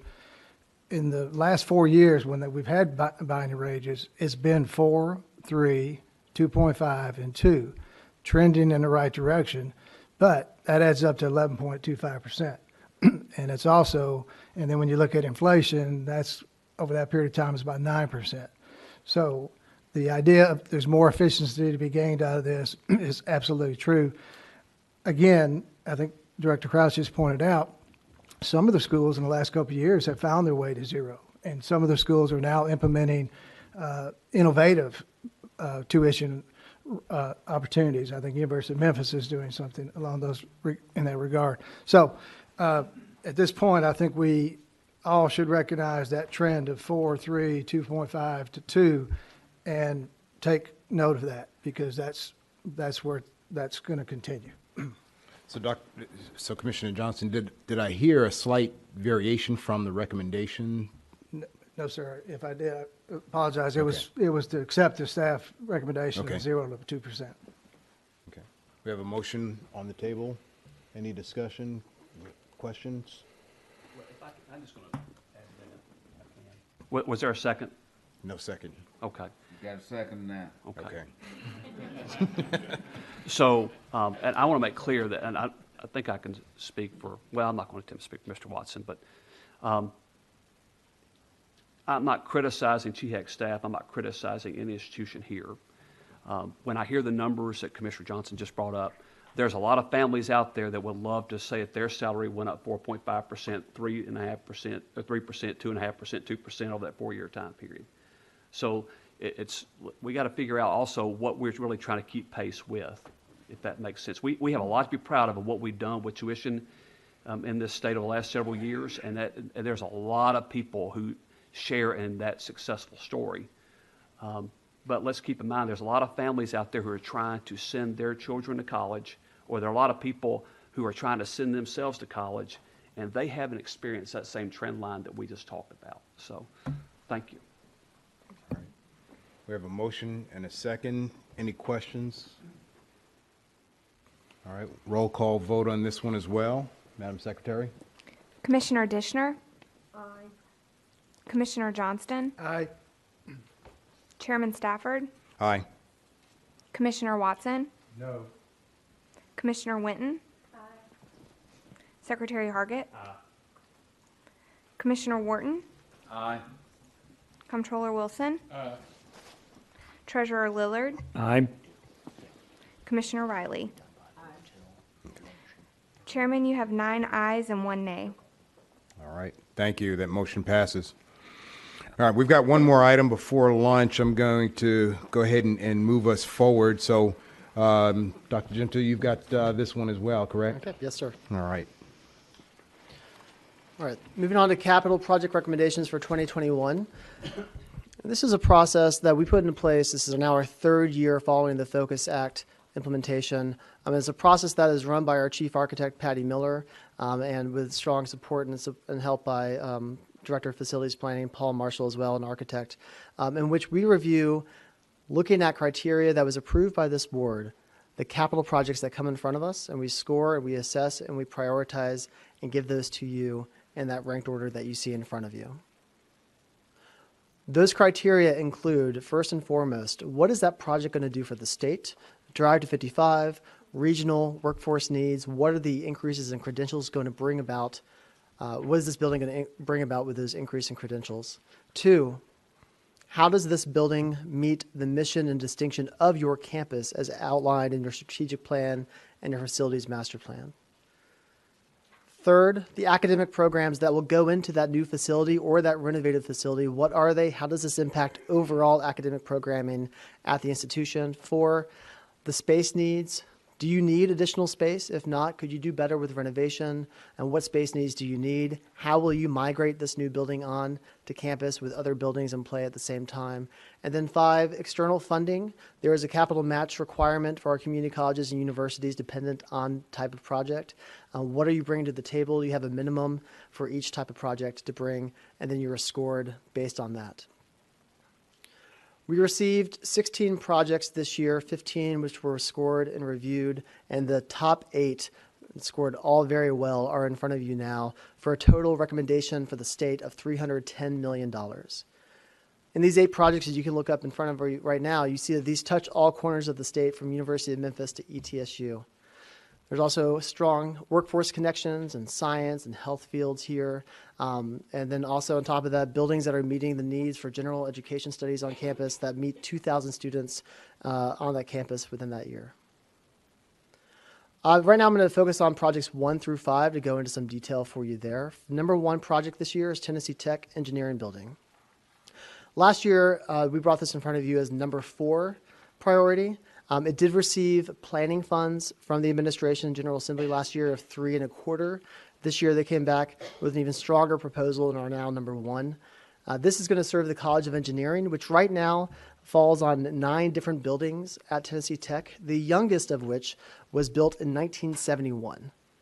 Average age of those facilities in the 60s have not been renovated in that time span. This brings it into a new flexible space with large classrooms that will improve the bottleneck situation for many engineering classes that will then increase degrees by upwards of 11%. 300 students in total will be taking advantage of these programs. TCAT Chattanooga Advanced Manufacturing. There are 2 buildings at TCAT Chattanooga. Those 2 were built in 1969, renovated in 1993. There's a great need for this 3rd building. It will bring about an addition of 230 credentials in such fields as industrial automation and other manufacturing fields too. Right now, there are caps on these classes, wait lists, which is unfortunate because these classes, these students are able to get a job placed about 96% rate. So to be able to increase this space to bring on more students, knowing that they're going to be in high demand fields, that's why this is a number 2 project. 3, Austin P, Health Professions Building. This will serve the need of the 5 departments within health professions, getting to 6 undergraduate degree programs and 6 graduate degree programs. It will be held in the STEM corridor of that campus, and we anticipate to see an addition 20% increase in credentials, increase of 230 students. Health professions at Austin P has grown 50% in the last 5 years, recently increasing 220% in the RN to Bachelor of Science of Nurse program in the last couple of years. It is a growing field on that campus, and this facility will meet the needs of those students. There is also going to be a practitioner space, a clinical space in that building for social services and counseling to help prepare those students for the workforce as well. Nashville State Clarksville campus. This campus was put into place in 2012 in a former Saturn dealership. If I recall, Mike, you bought a car there once. Is that right? Yes. Okay. Good car. And within 2 years, 3 years, that one facility was at capacity. And in 2016, they put in a 4-classroom modular building. This project will bring a 2nd building into that space, that pink area in that rendering in front of you. And they are expected to see an increase of 32% in students to be able to meet that need. That space is going to have in it health sciences, nursing, logistics, as well as paralegal studies. There'll be some student support services areas in that facility as well, specifically a veteran student support area to meet the need of the local veteran population. The number 5 project, STEM Research and Classroom Building. At a relatively low cost for a STEM building at $33 million. This will be located in the STEM area of campus near the engineering building up by Central and Curran Avenue. It'll be catering to 22 disciplines, including computer science, biomedical engineering, civil engineering, mechanical engineering. They anticipate to see a 65% increase in those disciplines coming through the doors in that facility. Though we're not showing number 6 through 8, those are also serving critical needs. Number 6, we will hear more about during the Columbia State Master Plan discussion in the Williamson County. It'll be a 4th building at the Williamson County campus. Number 7 will be Applied Engineering Building at MTSU. And number 8, Humanities Building at ETSU. Again, that is a building that serves the needs of all students in their general education disciplines, 2,000 students per year, and also produces about 550 degrees as well. So again, in total, $310 million for 8 capital projects. Capital maintenance. Yes, sir. Nope, go ahead. Okay. Capital maintenance, we're recommending for general capital maintenance $150 million. Over the last 5 years, the state has distributed $450 million to our institutions. We have a calculation in place that determines how much each governing board will receive in that funding. And that calculation is based on aggregate size, age, and use of facilities. So that money is distributed in a way that meets the needs across the state. We are also recommending $5 million to go towards TSU and a number 1 capital maintenance project as a special initiative. This will go to serve a critical need in campus-wide electrical infrastructure needs.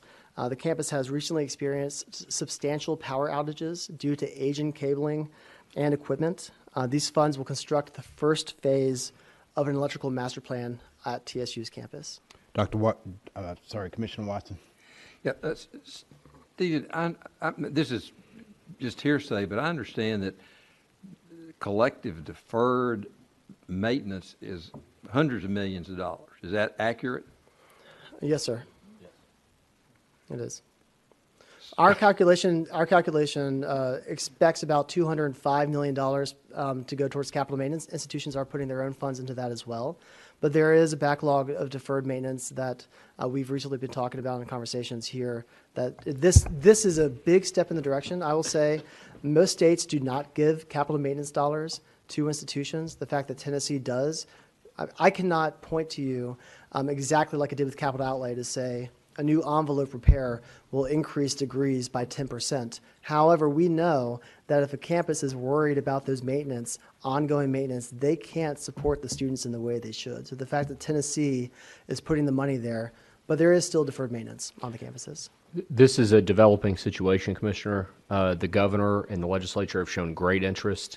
And so I think our duty now as a commission, and particularly at the staff level, first, kudos to UT for going out and getting $1 million last year for them to do the most important thing with capital maintenance, which is figure out where you're starting.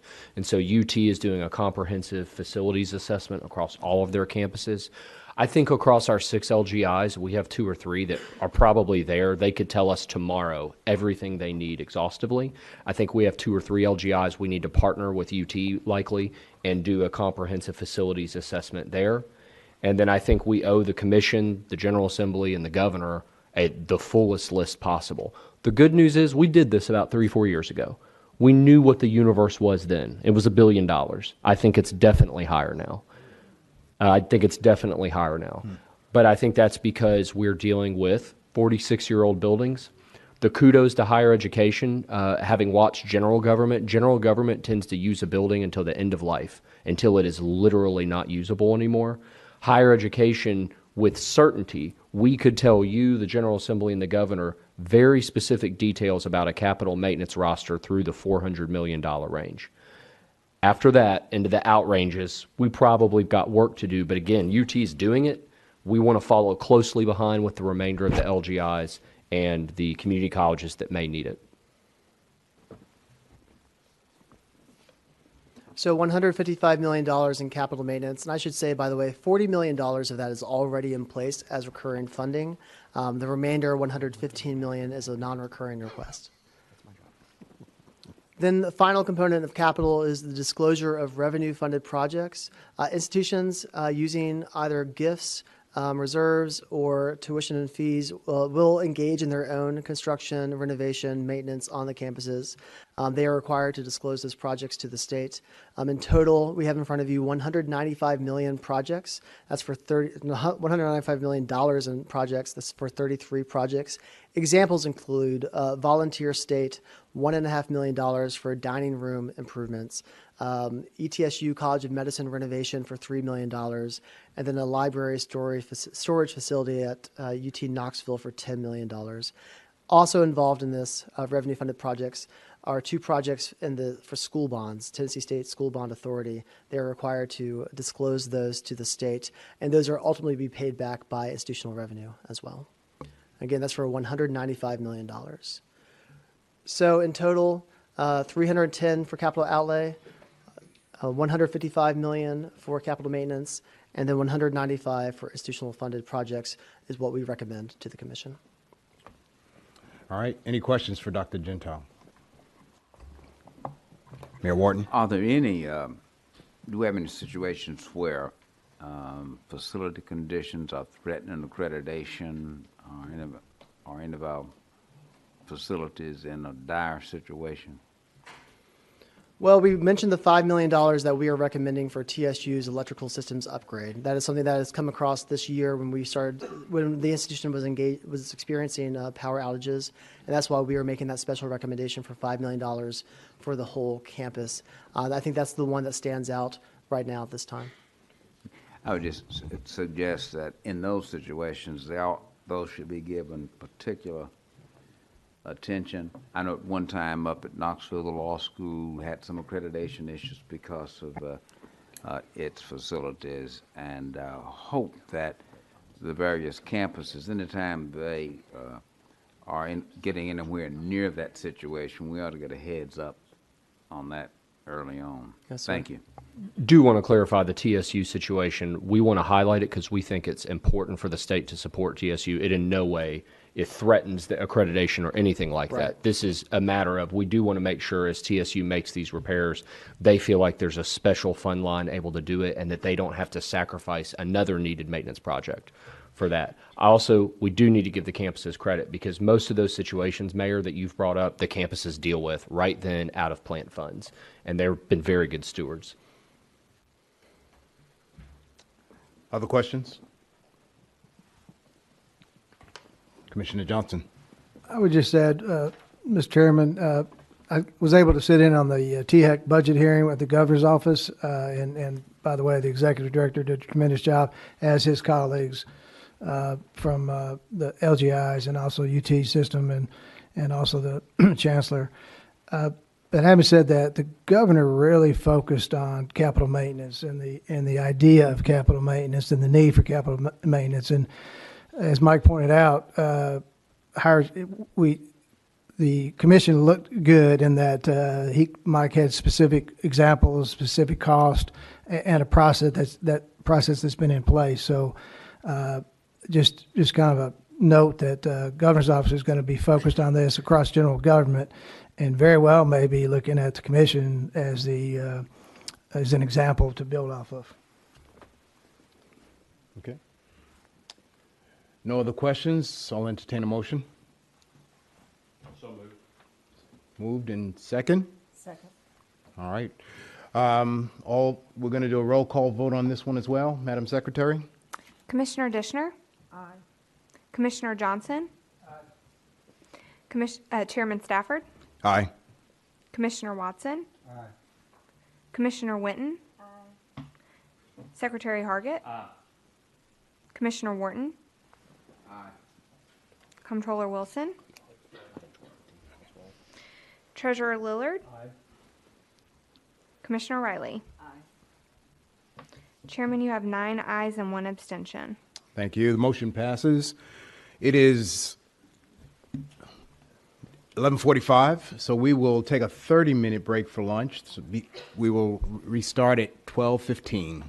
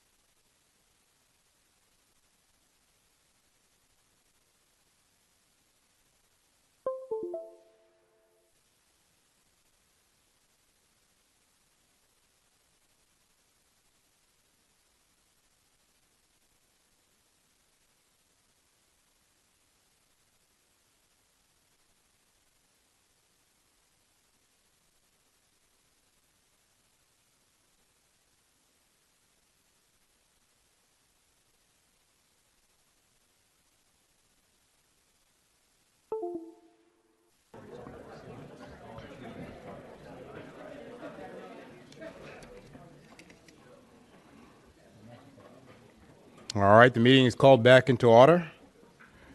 Next up, we will move to agenda item 1.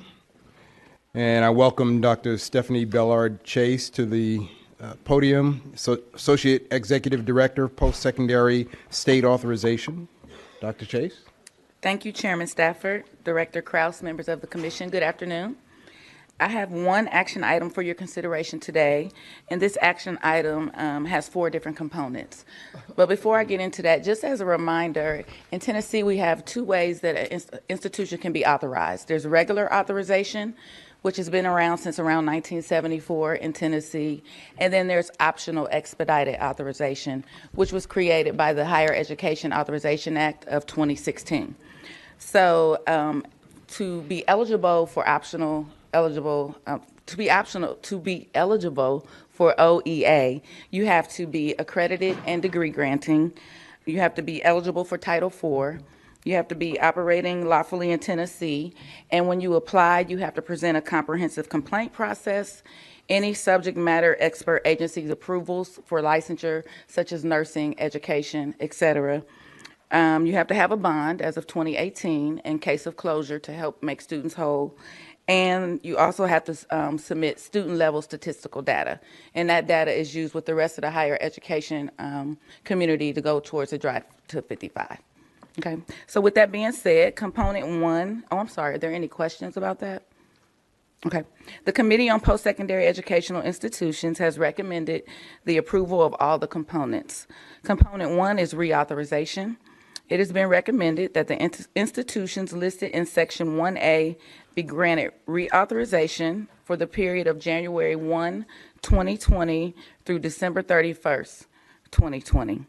40 for regular authorization, 3 for temporary authorization, and 2 are being presented for conditional authorization. The reasons for and the conditions of the conditional authorizations are listed in your material. Component 2 and 3, initial authorization and new programs. And I will mention there are 8 institutions for your consideration today for initial authorization. None of those institutions are eligible for OEA. One of them is accredited, but they only offer diplomas, so you have to be accredited and offer degrees for OEA. So the 8 institutions listed in Section 1B and the 9 new programs listed in Section 1C be granted temporary authorization and approval, respectively. And the last component 4 is for optional expedited authorization. It has been recommended that the 37 institutions listed in Section 1D be granted optional expedited authorization. That concludes my action item. So we've got 4 agenda items. Are there any questions for Dr. Chase? I do have one. I was just observing with the treasurer here on page 1, number 19, the Heavy Equipment College of Tennessee in Clarksville. What college, sir? I'm sorry. It's the Heavy Equipment College of Tennessee. Any chance that we can get a fee waiver for THEC members? Yeah, it might be fun to use some of their equipment. You know. It's in the making. I'll move approval. I have a motion. Do I have a second? I have a question here. I have a financial relationship with St. Jude. Where's our legal counsel? Can we separate out that one item? You just abstain from the vote. Okay. Well, he might want to, if you want to, you'd probably like to vote for all the others. I like to vote for all the others. Let me So- remove my, Do we need to let me separate change these? my motion here if I Yeah. can. If I can withdraw the motion, what item is that one? 31. So if I can move it for approval, of items 1 through 30 and 32 through 40. And then I guess we're ready also for the authorized location, temporary authorization, right? The remainder of the items 1 through 3 and the authorized locations with conditional authorization. Would that? So basically, Get us everything but number 31. yeah, basically item 1A, everything but 31 would be on one vote. Is that okay, Scott? Second is motion. Okay. All right. Got a motion and properly second. We are voting, just to be clear, we are voting on item 1A, all of the items with the exception of item 31 on page 2. Everyone's clear on that? Okay. All those in favor? Aye. Any opposed? Nay. Okay. Yeah, Treasurer Lillard second.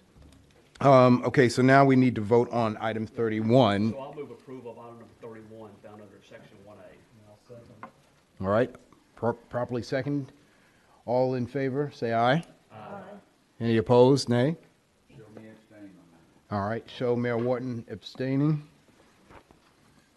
Okay, so now, are we able to take B, C, and D together as one vote? Is that all right? I'll entertain a motion there. I've got a motion, a second? Second? All right, all in favor, say aye. Aye. Any opposed? Okay, thank you. Thank you. All right, item 2 on our list, we've got Brett Gibson, Deputy General Counsel, to present the policy manual revision. And Mr. Chairman, we always like to ensure that on somebody's birthday, they get to do something like revise the policy manual. Happy birthday, Counselor. It's number 1 on my list. My birthday wish. I won't reveal my age because it's not that interesting, except to say that when OW was in his first year of state service, I was still watching cartoons at home.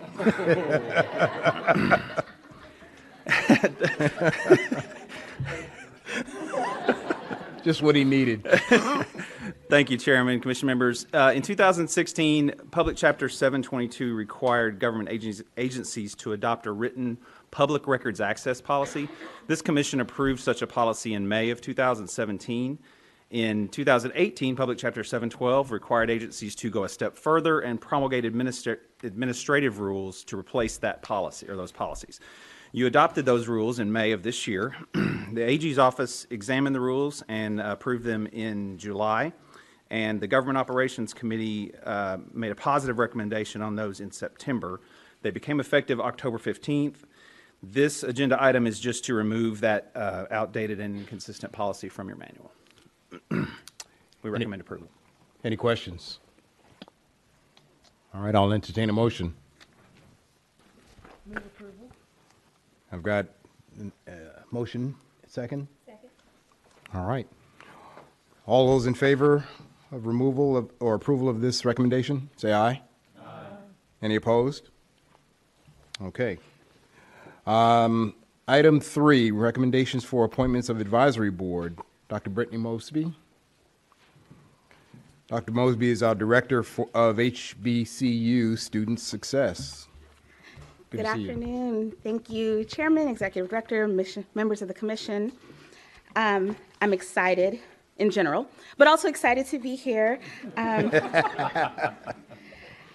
Before you again to report on the great things happening with HBCU success in the state of Tennessee. So you'll recall the last time that I was before you earlier this year in January, we reported Tennessee is the first and still currently only state to have a statute that directs the state to work with the colleges, both public and private, historically Black across the state, to strengthen their capacity, increase their opportunities to engage with the state, and ultimately to ensure that Tennessee has the highest proportion of college graduates from HBCUs in the country. And so this is the language from the statute that directs us, and I have a few things that I'm happy to report that we've been able to move the needle on in just a short amount of time. I believe they stepped out, but to the second point, increasing opportunities, we had members from THEC University here earlier this morning participating in the commission meeting, which as far as I know is the first time that we've had THEC in the room, and always happy to see TSU in the room as well. So getting our HBCUs more engaged with this process and informed has been a great move forward. In addition, happy to report on the Summer Bridge program grants.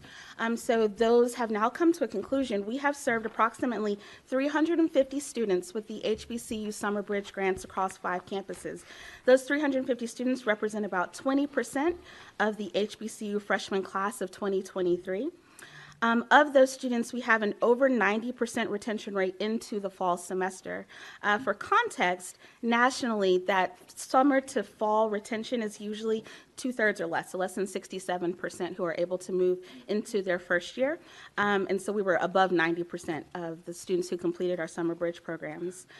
The $400,000 that we invested represented up to 100% of some campuses' summer bridge budget, which meant that 3 campuses were able to start or restart new programs that did not exist before this. So the students that we're serving, not only are we serving a large swath of students, but they're students that would not have gotten this help without our investment. We had a summer bridge symposium just last month with 40 attendees from HBCUs and also a few of our other public institutions across the state, including UT Chattanooga, Jackson State Community College, University of Memphis, and East Tennessee State University. And they came together to share programmatic practices and other best practices for summer bridge. We had 40 attendees there, including students. 7 students participated and actually presented their programs to us on behalf of their institutions from 3 different schools. For next year, we're projecting to serve upwards of 500 students, so representing more than a quarter of the freshman class. And as we've gone through campuses and talked to folks, every president has told us that they wish that every freshman could do a summer bridge program. Right now, the summer bridge programs are focused on academic remediation and providing support to push that student, get them their momentum up in that first year. And our summer bridge programs across all 5 campuses do offer college credit ranging from 6 to 9 hours into their first year. So we're really excited to present out on that and looking forward to what we can continue to do with that in the future. Additionally, we've had the Tennessee Hire, which stands for HBCU Interns Reaching for Excellence, acronym brought to you by our Executive Director, Mike Krause. In our first year, we had an amazing intern who I like to recommend. This is her first sort of taste of the commission meeting. Alex Wilson, if you'll please stand. Alex is a 2019 graduate of Fisk University and is a 2022 graduate of TSU University in the MPA program in public administration. So we've been super happy to have her through the summer and also through the fall as a graduate assistant. She has been a tremendous help. We were also able to place students from Lane and from Lemoyne-Owen in different internships throughout the state, West Tennessee, and we're looking forward to ramping that up for next year. We are continuing the executive in residence program, so we closed that out with Lane College with data analysis, helping them look at predictive models and risk models for students and student success and where their students are dropping out to help them do some more intrusive advising to make a difference. And in the spring, we'll be helping American Baptist do similar work. American Baptist has also expressed an interest in their veterans programming and making their campus more veterans friendly. I'll note that Lane College, TSU have been denoted VETS campuses in the past year as well by the commission. So we are very excited to see our HBCUs also becoming places for adult students, veteran learners, and academically underprepared learners. They're true access institutions. And then the final update that I'll share with you will be our second annual. So I hear you're not supposed to say first annual, so last year was the inaugural. Now we have a second annual Day on the Hill.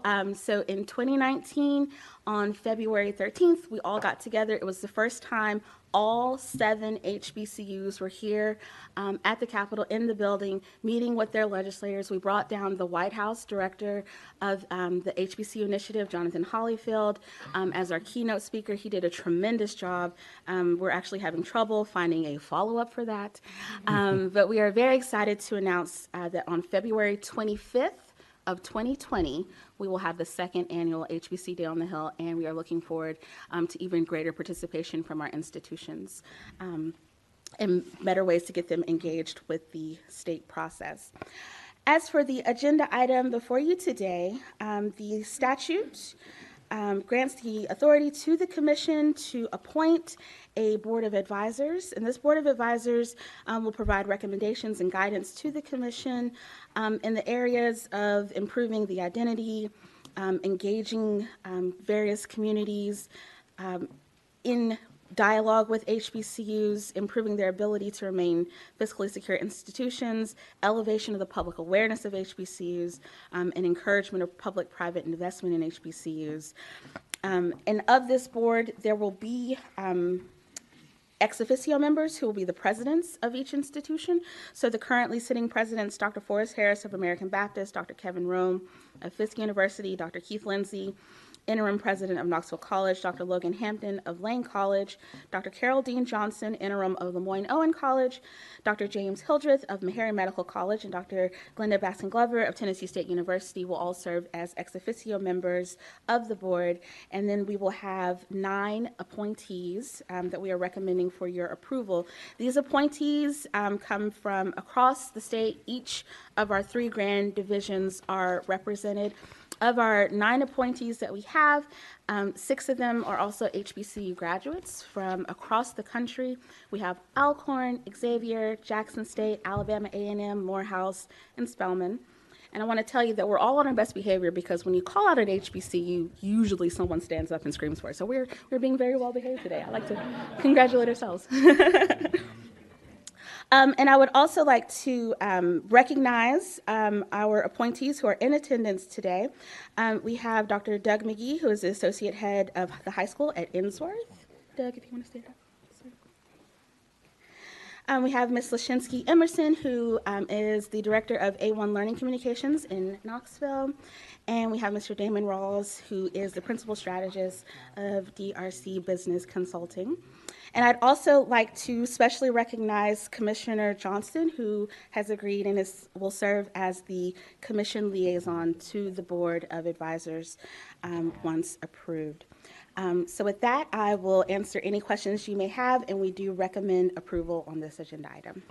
All right, Dr. Mosby, thank you. Any questions for Dr. Mosby?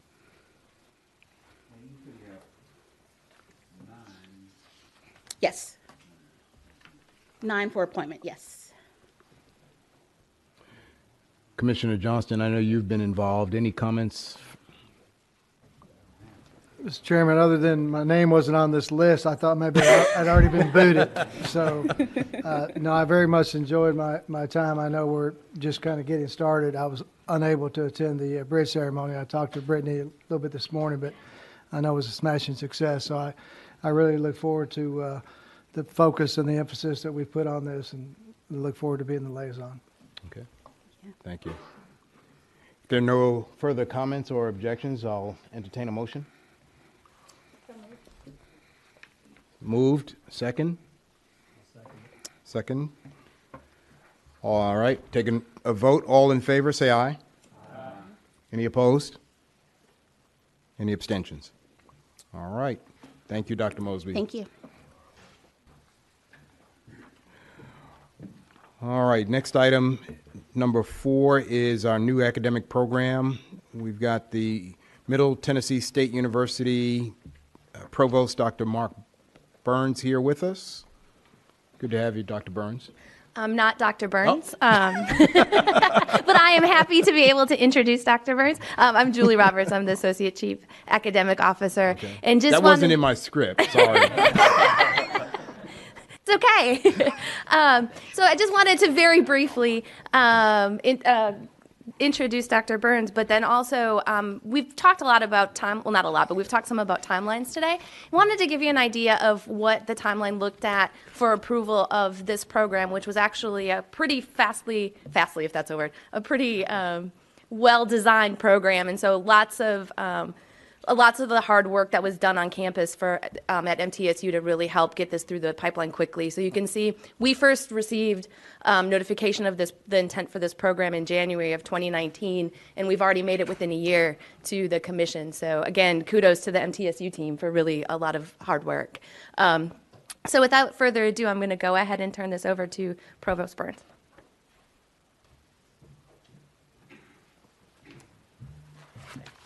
Thank you, Julie, and good afternoon, Chairman Stafford, Director Krause, members of the Commission. I'm really happy to be here today to ask for your approval for our proposed BS in data science. And given all the discussion this morning about workforce needs and the importance of aligning university degrees with the workforce, I think I would have to do a historically bad job at presenting this degree to give you any doubts about it. Of course, that's always possible, and I know Betty has moved down front, maybe, just in case that does actually happen. First of all, let me introduce the folks who did the real work here. First of all, Dr. Peter Cunningham, who's Vice Provost for Academic Programs, key to any program requests you see coming forward. And for this degree specifically, Dr. Charlie Apigian, who's a professor of information systems and co-director of our new Data Science Institute. And Charlie is really active in the Nashville business community when it comes to IT and has been instrumental in developing this degree.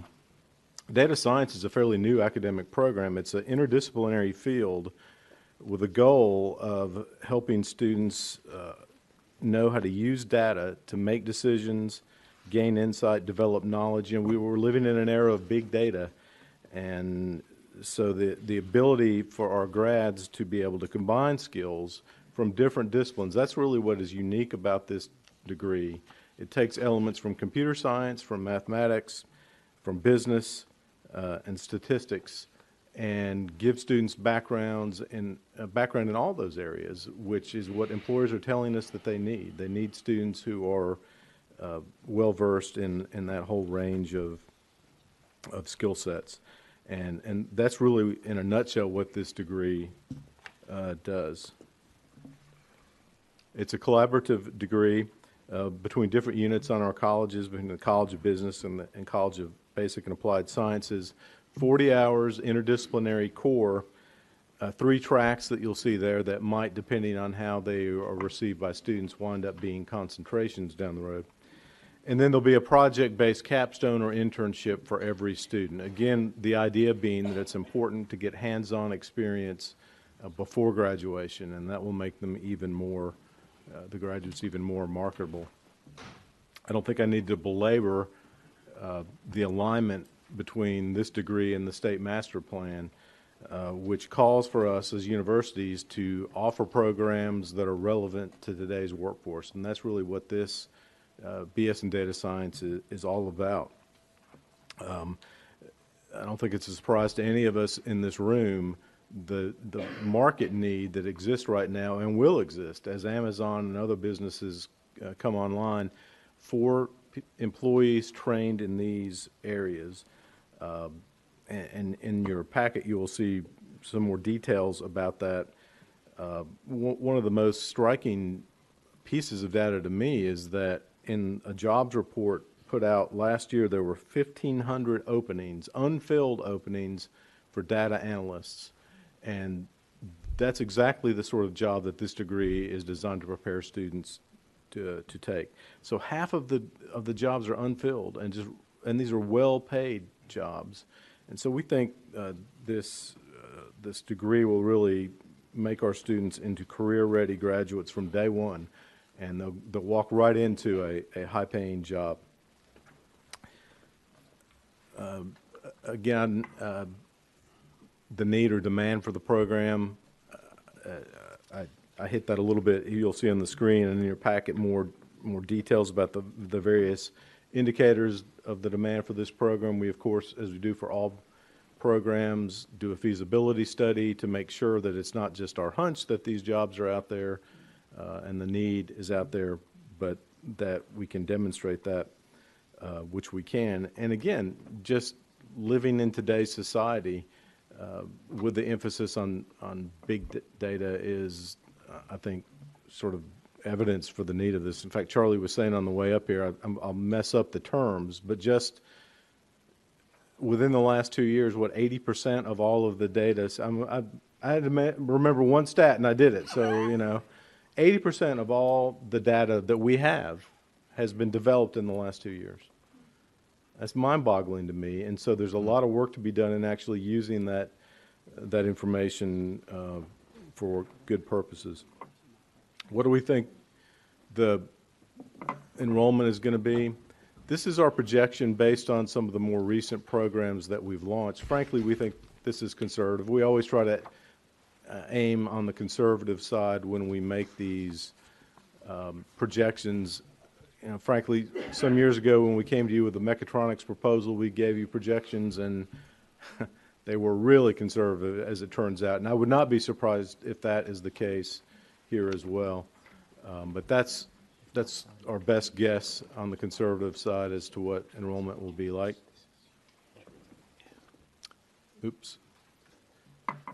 And then you'll see a chart summarizing the projected revenues and expenses. Sort of the key fact here is in that year one, right now we're in our planning year. Year one, our costs will jump up from $10,000 to nearly $600,000. And that's, of course, because we'll be bringing on 3 faculty members to teach in this program. Now, I'm glad to say that we reallocated 2 existing faculty lines from other areas to go into this high demand field, and then there'll be 1 new line, and so the total of their salary and benefits will be that $580,000 model. Then we built in an inflation factor for the next 3 years, and then in year 5 you'll see a little bit bigger jump in expenses as we bring on another probably non-tenure track person at that stage to help cover the teaching. All this, of course, is subject to change. We hope that the program explodes in popularity and we have to add somebody before then, but we'll see. Really, we had planned to be a little more cautious, and when we hired people, we had an external reviewer who came, though, and strongly urged us to go ahead and do a cluster hire of 3 at the beginning of the program. And so with the encouragement of our friends from THEC, we did that. And so we're in that hiring process right now.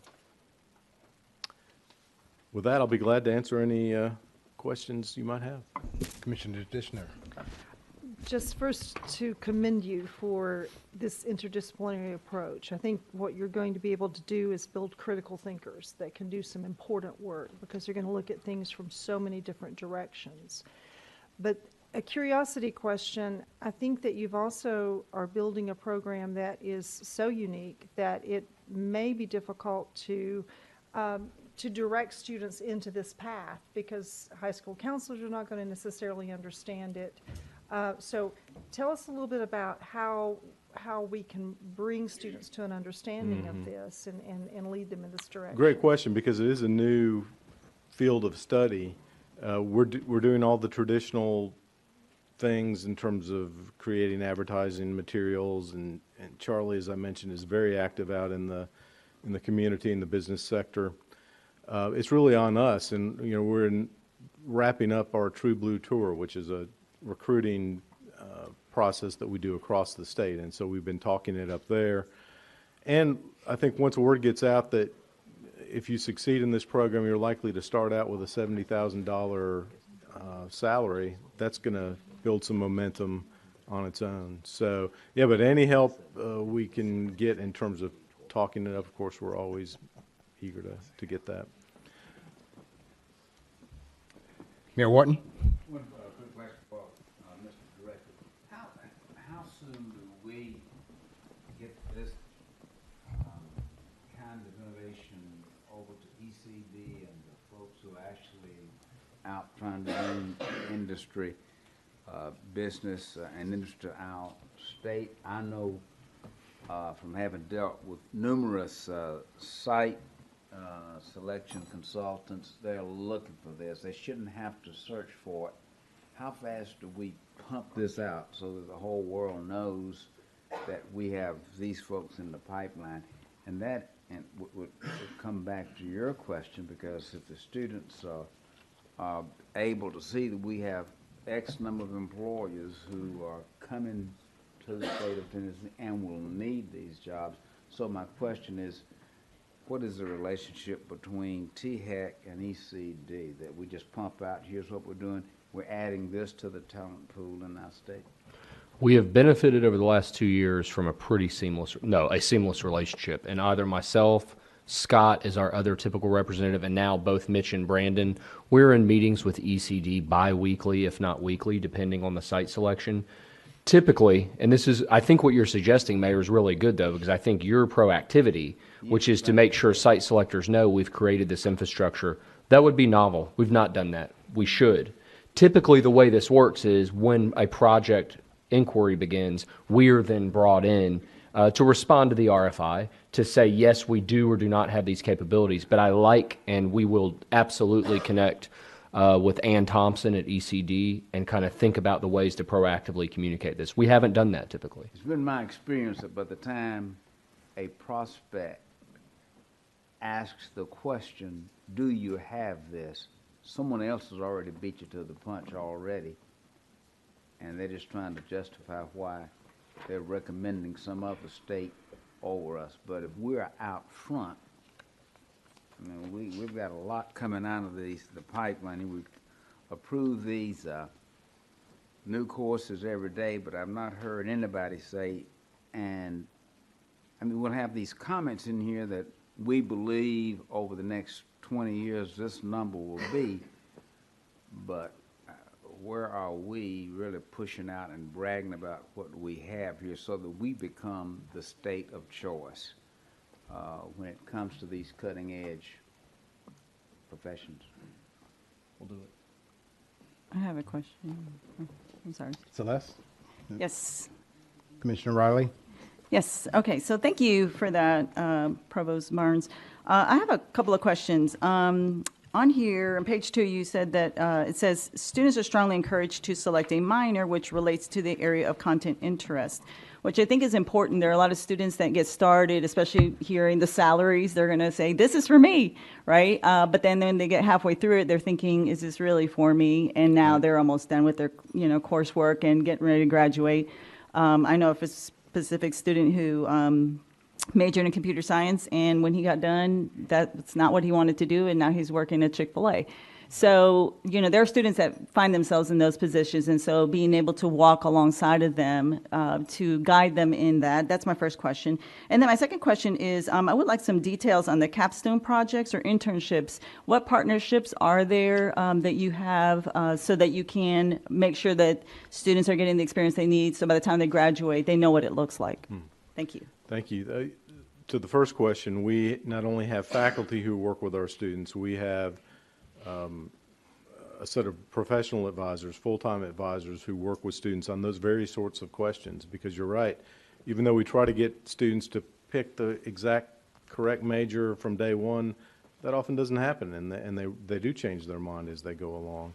And so we have all sorts of folks, both in the Academic Advising Center and also in the Career Counseling Center, to help them figure that out. And I agree that that's where the choice of minor can be really helpful. If you choose sort of a plan B in terms of your career as a minor, often related to what your major is, but it gives you another path to go forward.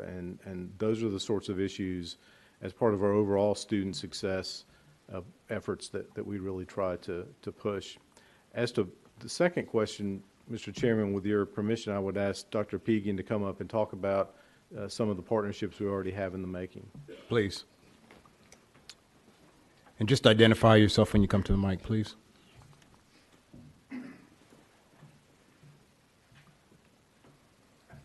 Commissioners, thank you, first of all, for your time today. My name is Charlie Pegian.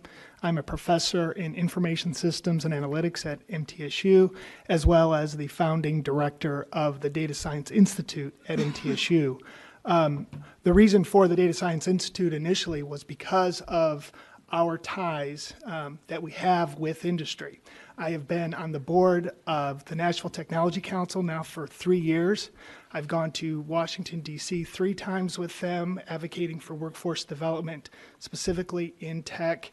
And I've created relationships with the big tech companies and companies that have obviously a big tech footprint within the Nashville community. And that's where this came from. So if you look at the people that have supported us, it's chief data scientists at Assurion, HCA, all the companies that you guys have always known, and now we have new companies coming in.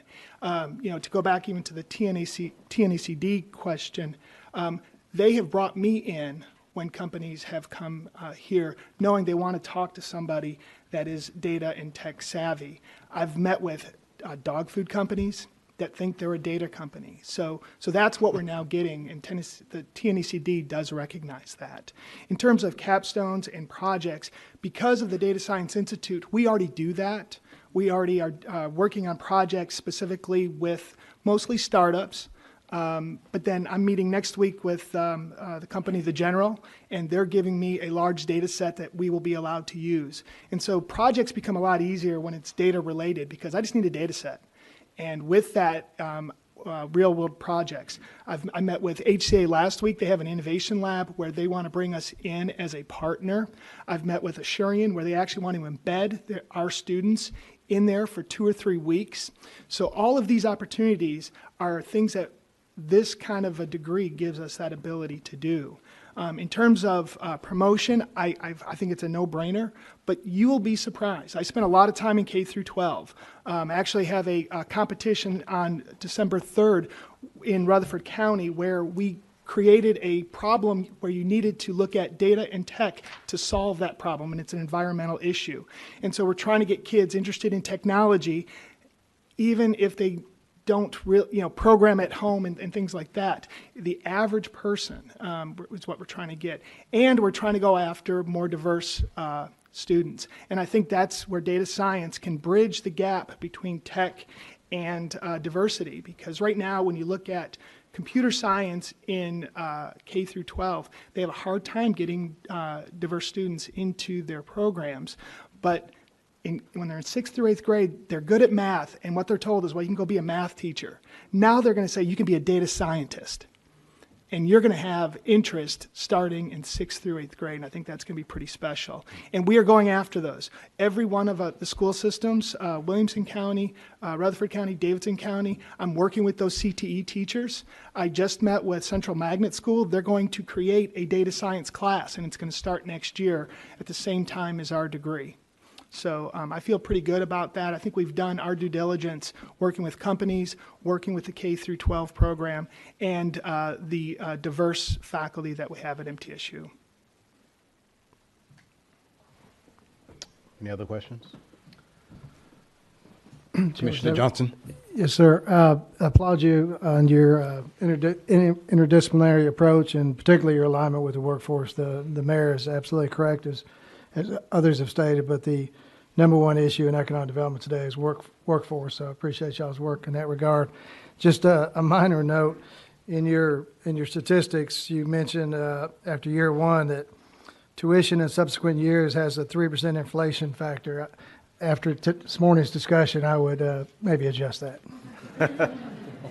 Yeah. Yes, sir, we will. I've got one question with regard to the interdisciplinary nature of this. Since that's highlighted in your summary, and also the external consultant talked about that, can you talk a little bit about the experience that you've had as a university in dealing with the various disciplines together? Well, I can talk in general, and then maybe Charlie can talk specifically about these three. You know, traditionally higher ed has been quite siloed, that we exist in academic departments, and we talk a lot about being interdisciplinary, but sometimes it's hard for us to actually get there. And one reason we're so high on this degree is that this is a step toward real interdisciplinary work, that a student within one major will have professors from at least 3 and maybe 4 or 5 disciplines, depending on their course selection. So it's a great point that we have talked about it, and now we're trying to make it a little more real. I'm not sure if that answers your question, or if you want to talk specifically about computer science. So that kind of gets to it. The question was, since it's so dependent on these disciplines working together, do you have any previous experience? And so you've addressed that's really not something you've got experience in. So it's going to be a key to really your success, being able to make that work. We do have some interdisciplinary majors. We've got a major in global studies, which has done really well. We've got tons of interdisciplinary minors.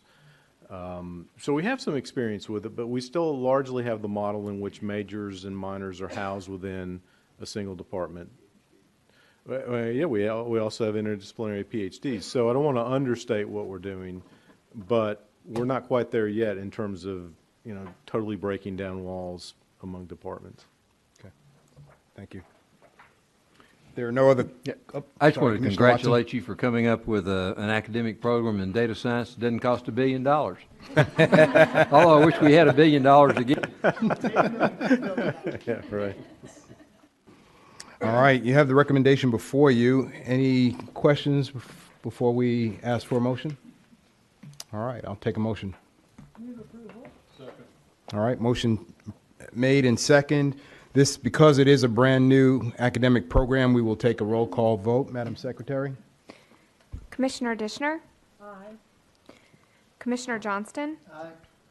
Chairman Stafford? Aye. Commissioner Watson? Aye. Commissioner Winton? Secretary Hargett? Commissioner Wharton? Aye. Comptroller Wilson? Treasurer Lillard? Aye. Commissioner Riley? All Chairman, right. you have 10 ayes. All right, thank you. Thank you Motion very much. passes. Appreciate it. All right, item number 5 is the TBR Community College's mission profile, and we've got Dr. Russ Deaton here to present that to us, the Executive Vice Chancellor for the Tennessee Board of Regents. Welcome, Dr. Deaton. Thank you, Chairman Stafford, Director Kraus, members of the Commission. On your item there, you see the mission profiles for each TBR community college. I want to describe for you in general the approach we took and then offer them up for a recommendation. Of course, the board recognizes how important these are to both what the Commission does and what TBR does. They're, of course, called for in the Complete College Tennessee Act of 2010 and, of course, the Focus Act of 2016. And across all public schools in Tennessee, these profiles really speak to the open access mission of TBR. It is the foundation of our mission, foundation of our identity. And as the only system in Tennessee charged with that mission, we open our doors to students of every background, every demographic, income level, life circumstance, etc. That is foundational to who we are. We serve all Tennesseans where they come from and try to meet them where they are. That is central to these profiles, central to who we are as a system. Each of those profiles then drips with this mission and the specific populations that campus serves that fulfill that mission. It also speaks to the programs a campus offers, and importantly, its geographic area of responsibility across Tennessee for all of our community colleges. Each profile also contains data that can be updated annually to give you a sense of who the college serves and how well it's doing across outcomes and its enrollment patterns. And finally, the profiles include, where applicable, areas of distinction, something that sets the college apart from its peers. For instance, the Jackson State profile includes the fact that it is a National Center of Academic Excellence in Cyber Defense, as designated by the National Security Agency and the Department of Homeland Security.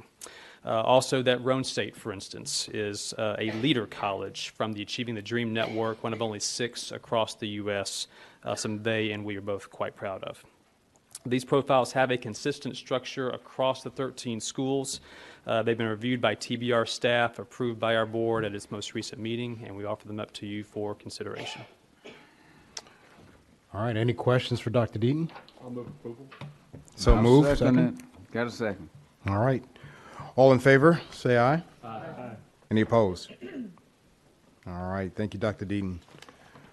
We now move to our last agenda item before system reports, and that's item 6, Dr. Kraus on the master plan. First off, I want to thank the commission members that traveled with us to review the Columbia State Community College Master Plan. And Dr. Smith, please feel free to come on up. The commitment we made to you as a commission was that anytime you're voting on a campus master plan, a commission member, at least one, and in this case we had several, would go visit it firsthand.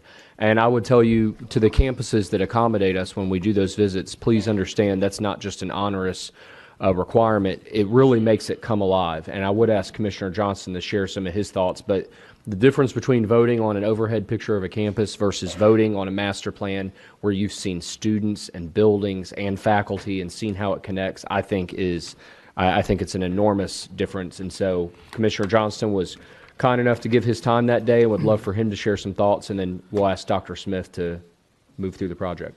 Thank you, Director Kraus. It is, in fact, my Commissioner Coben was with us too, and it is our favorite part of this esteemed appointment to the commission to be able to go out to the campuses and mingle with the practitioners and the students and the educators. what the work we do here at the commission is obviously very important, but the true work, as we've heard, is which we know is at the educator and classroom level. So it's always great to see when the campus is aligning themselves with the community and aligning themselves with the workforce, like the program we just heard before. So at that point, I'm going to stop and let my friend, President Janice Smith, say her piece, and then I'll maybe talk a little bit more after that. Thank you. Thank you very much. Director Krause and Commissioners, it's truly a pleasure to be here today, and we certainly enjoyed having you on campus the other day. Anytime I have anyone to walk around that Williamson campus and talk about its many different attributes is always a fun thing to do. I'll give you a lead in, and then Woody Giles, who has completed work with us on the master plan, will walk you through our master plan update. It is an update. The first master plan completed for Williamson County was back in 2000 when we were in the Yates building. We have been in teaching classes through in the early 1980s. We moved into the current campus in 2016. And to give you an idea of the growth, in 2014, when we were in the Yates building, our enrollment was 1,220. As we were planning the new campus, we were planning it for 2,000 students. When we moved in 2016, that first fall, we had grown to 1,783 students.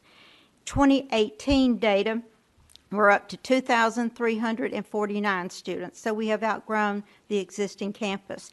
If you look over a 5-year period, we have grown 18.5% on average, but from that first year up to that 5th year, we have a 92.5% growth. This past year, we had a 6.4% growth. So our growth continues upward, and with the population and the growing population of that region, we see no reason that it will not continue to grow. So why are we on a master plan update? Simply because of this growth. When we went into the planning of the new campus, as I said, we were planning for 2,000 students. We have 3 buildings that are there. Those buildings are now full. To do new programs and additional growth, we have to continue to grow. And we also have to look at how we will deal with parking. We are opening a parking structure this month. Without that parking structure, we would not be able to handle the population. When we opened in 2016, we were without parking. The city allowed us to use facilities or parking at the local recreation department, and we bus students to and from the campus. But the master plan now is an update looking at where we need to go in the future and how we need to grow and what the issues are that will have to be addressed if we have continued growth in that particular community or at that campus. So at this time, Woody will walk you through. Well, first, let me address building number 4, which is on your list. And building number 4 is a technology building. We first received planning funds for building number 4 back in 2017. So we have completed initial planning for that. We have revised planning, and we actually revised it again this fall as we work with TCAT Dixon to bring TCAT Dixon into the campus itself, so that they will be bringing in a nursing program, an LPN program. We have an RN program there. They will work side by side in one of the buildings to increase opportunities for the community there. We have another area that is designated for TCAT Dixon, and we are discussing which program might be best to bring in. Some discussion is hitting pharmacy tech because the data of the area is telling us that may be a strong program that is needed there. Other parts of the building 4 will provide for IT and for the latest that we're doing with cybersecurity under the GIVE grant, which we thank you very much as that one has gone through the THEC process. That's a grant where we're working with Williamson County Schools for cybersecurity. So this new building, building 4, allows us to grow. The parking that we have in the new structure will cover the needs for that particular building, and it will allow us to add new programs that we've not been able to do at the Williamson campus due to space. So I'll let Woody come forward at this time, walk you through the master plan, and then I'll be open to any questions that you may have. Thank you. Thank you, Dr. Smith, members of the commission. Glad to be here and to be working with Columbia State on this project. I'll run through just an overview. I think Dr. Smith hit a lot of the highlights, but want to give an overview of the bigger picture master plan. My firm would you just give your full name and title just for the record, please? Sure. I'm Woody Giles, Senior Associate with TSW. So our firm has been fortunate to do master plans for almost every community college in the state over the years, and in 2016, we're fortunate to do a institution-wide master plan for Columbia State. So you can see here all of the state-owned campuses. The 2016 master plan looked at everything except Williamson County, so we're here today to present the update that includes that campus. When you look at enrollment last fall, it's interesting, about half the enrollment is at the Columbia campus, but about a third at the Williamson campus, and that's actually maybe a little bit more already this fall, but an interesting situation that we've seen at several colleges where the so-called satellite campus is staged to eclipse the so-called main campus, so definitely moving in that direction and significant enrollment in Williamson County. This is the previous master site plan that was developed, and you'll see we haven't made a ton of changes in the update. You can still see the core of buildings around the quad. The 3 red buildings in this plan are the ones that have been built, and the blue buildings are proposed. So I'll go into detail a little bit on this, a little more detail later on the updates. But basically that vision has been implemented, and I know everyone in the room knows this, but having worked with colleges around the South, seeing a campus of this size that really feels like a college campus and has a quad is spectacular and testament to Dr. Smith's vision. There's too many community colleges in the U.S. that feel like shopping centers or don't have that true collegiate experience. And so I believe that part of the popularity of this campus is actually the design and the architecture that gives students that feel. We took a lot of look at the demographic context, and I think you are all familiar with the statewide demographic maps, which are on TBR's website. If you haven't checked those out, there's a ton of really cool data there that you can zoom in and out and see different demographic information. Just on the TBR website, you can click on data. But as you can see on this, there's sort of an orange spot around Williamson County and Metro Nashville, meaning that there's a lot of population growth and a lot of demographic factors that are leading to a high demand for additional higher education credentials. So we think that that pipeline of future students is strong and going to continue to grow and drive that growth.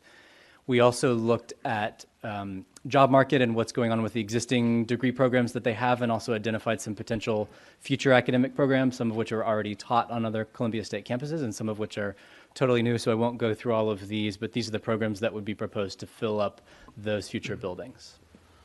I might just point out that Commissioner Watson, fermentation science was on that list right there. So.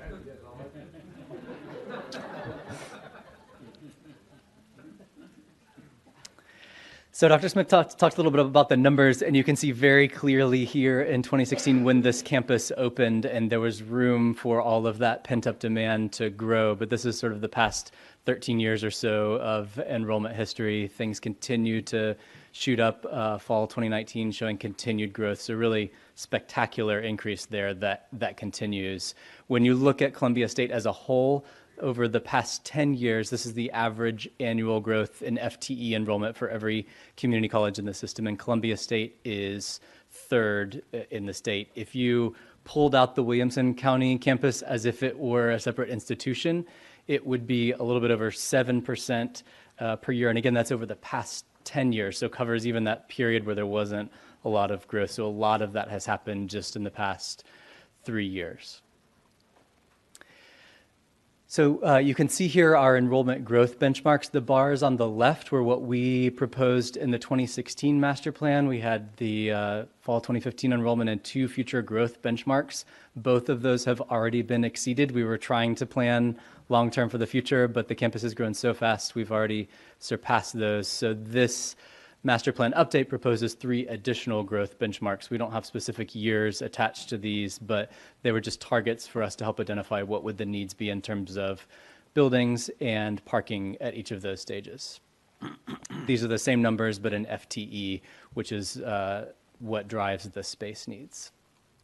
So when we put all of those numbers into the THEC space model, This is fall 2018 numbers, about 2,200 headcount students. We're seeing a need for space of all types. And as we go forward to benchmark 1, 2, and 3, you'll see the space needs continue to grow, especially that teaching space. The largest bar there is lab space, classrooms a close second. So a lot of significant new space needs that are not going to be met by the buildings that are there today. The other thing, and this is, I want to focus on this a little bit because I think this may be unique and maybe a first in Tennessee, which is the extent to which parking needs are driving future potential on this campus.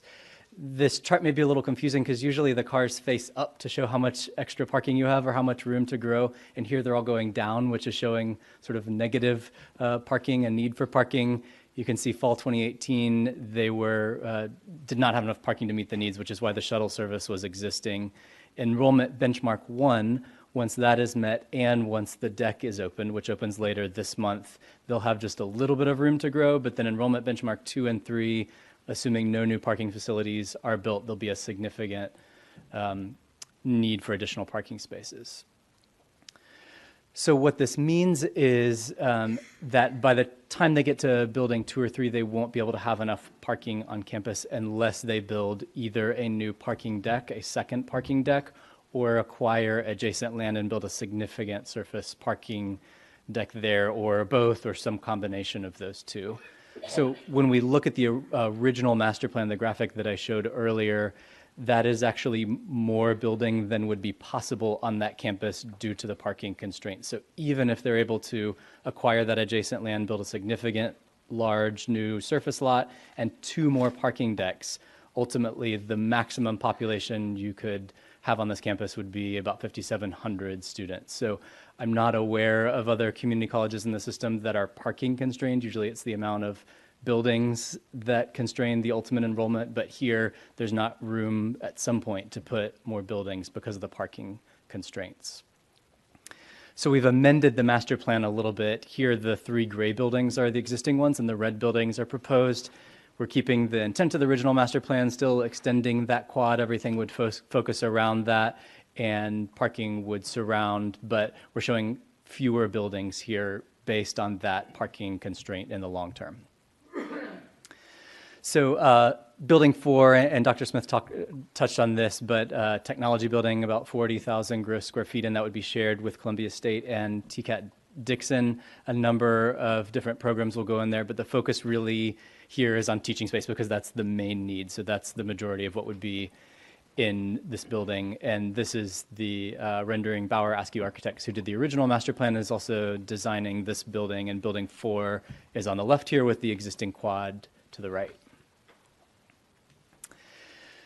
In order to provide space for that parking, we're proposing acquisition of 2 parcels. So the light yellow here is the existing campus, and the 2 orange parcels are proposed for acquisition. Both of those are privately owned and would allow for expansion of parking just across the street. All of that would be within a short walking distance, so we don't think there'll be any issue from that standpoint, but proposing acquisition of both of those parcels. And with that, I'll take any questions. All right, any questions from the commission? Just some context for the commission. The reason we vote on these master plans, twofold.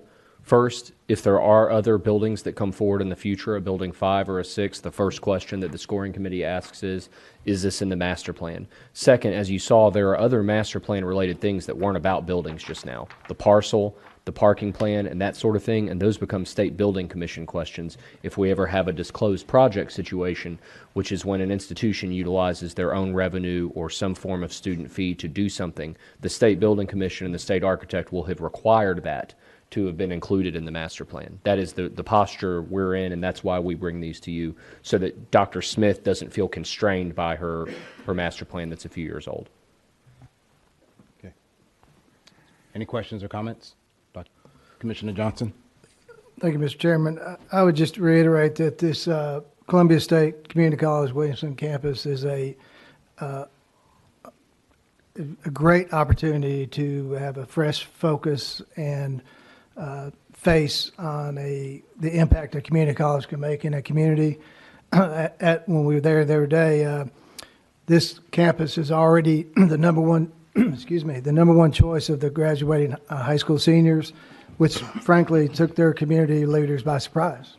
But this is a great addition to the system, and although it only started in 2016, I know Dr. Smith will tell you this vision in working on this goes back to the year 2000.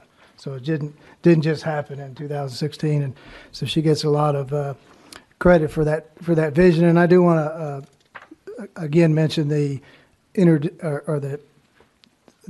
applaud them for including the technical college and the TCAP Portland being there. President Summers was with us last week too, and applaud her for working together and meeting the students where they are. And I'll just finish with the when you're aligning yourself with communities and the workforce, the goal of education is the end goal is not just that worker certification, nor that diploma, nor that degree. It's going to work. And so the essence and the dignity of work is our ability to both provide and care for others.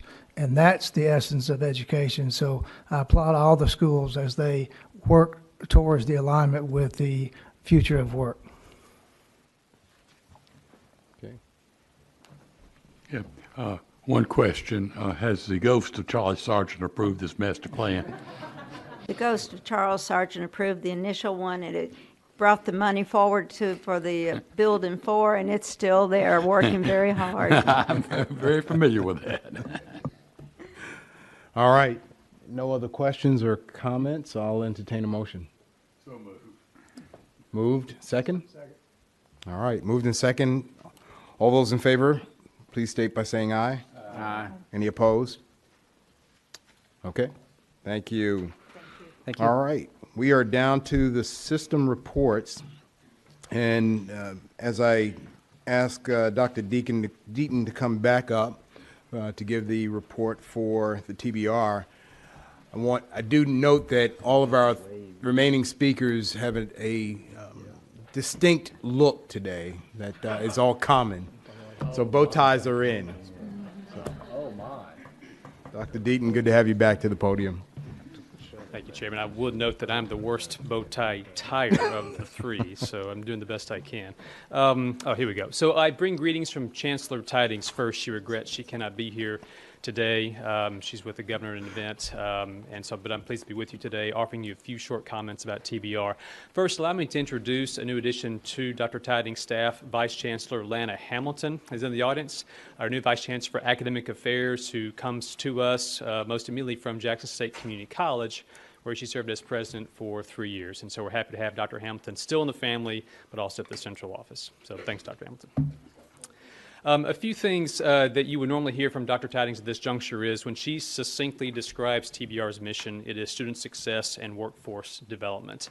That is the pithy way we describe everything that we try to be about. I want to start today with the workforce development side, and this was discussed earlier in the commission meeting, but one of the outcomes that Crystal Collins and others mentioned in the formula that's crucial to TBR is the workforce training link. And we served 83,000 Tennesseans last year across 800 companies, doing 1.2 million hours of workforce training. That's across TCATs and community colleges, which again is central to what the state's asked us to do, central to who we are, and thankfully is rewarded in the funding formula. That's a crucial element of what the board does.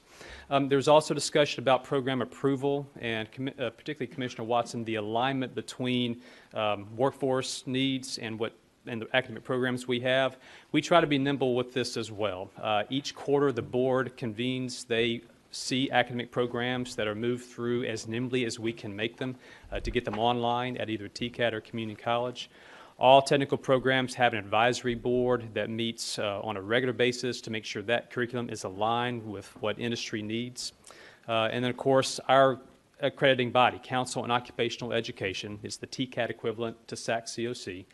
They require minimum numbers for completion, job placement, and licensure pass rates, or they are threatened with accreditation loss. So they are constantly performing well and paying attention to those numbers. Just a few examples you see at the bottom there. Former Commissioner of Agriculture asked us to develop a farming operations technology program. Farming is not what it used to be. It is one of the more high-tech fields that exists in our economy. We now have programs at TCATS, Crump, and Oneida Huntsville. Another example at the bottom, Oak Ridge National Lab approached Roane State asking for a program in chemical engineering technology, which we were able to produce and get up and running quite fast to meet their needs. Just a few examples of what we try to do on a quarterly basis to make sure there is alignment between workforce needs and, of course, our programs.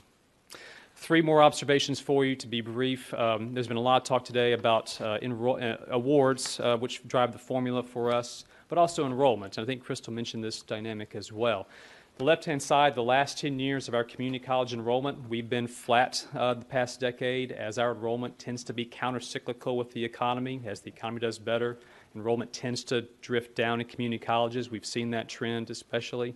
However, our awards have gotten close to doubling in that time. That's what's in the blue bars. Awards are up 79% over that 10-year period, indicating we're far more productive now than we were 10 years ago, producing graduates ready for the economy.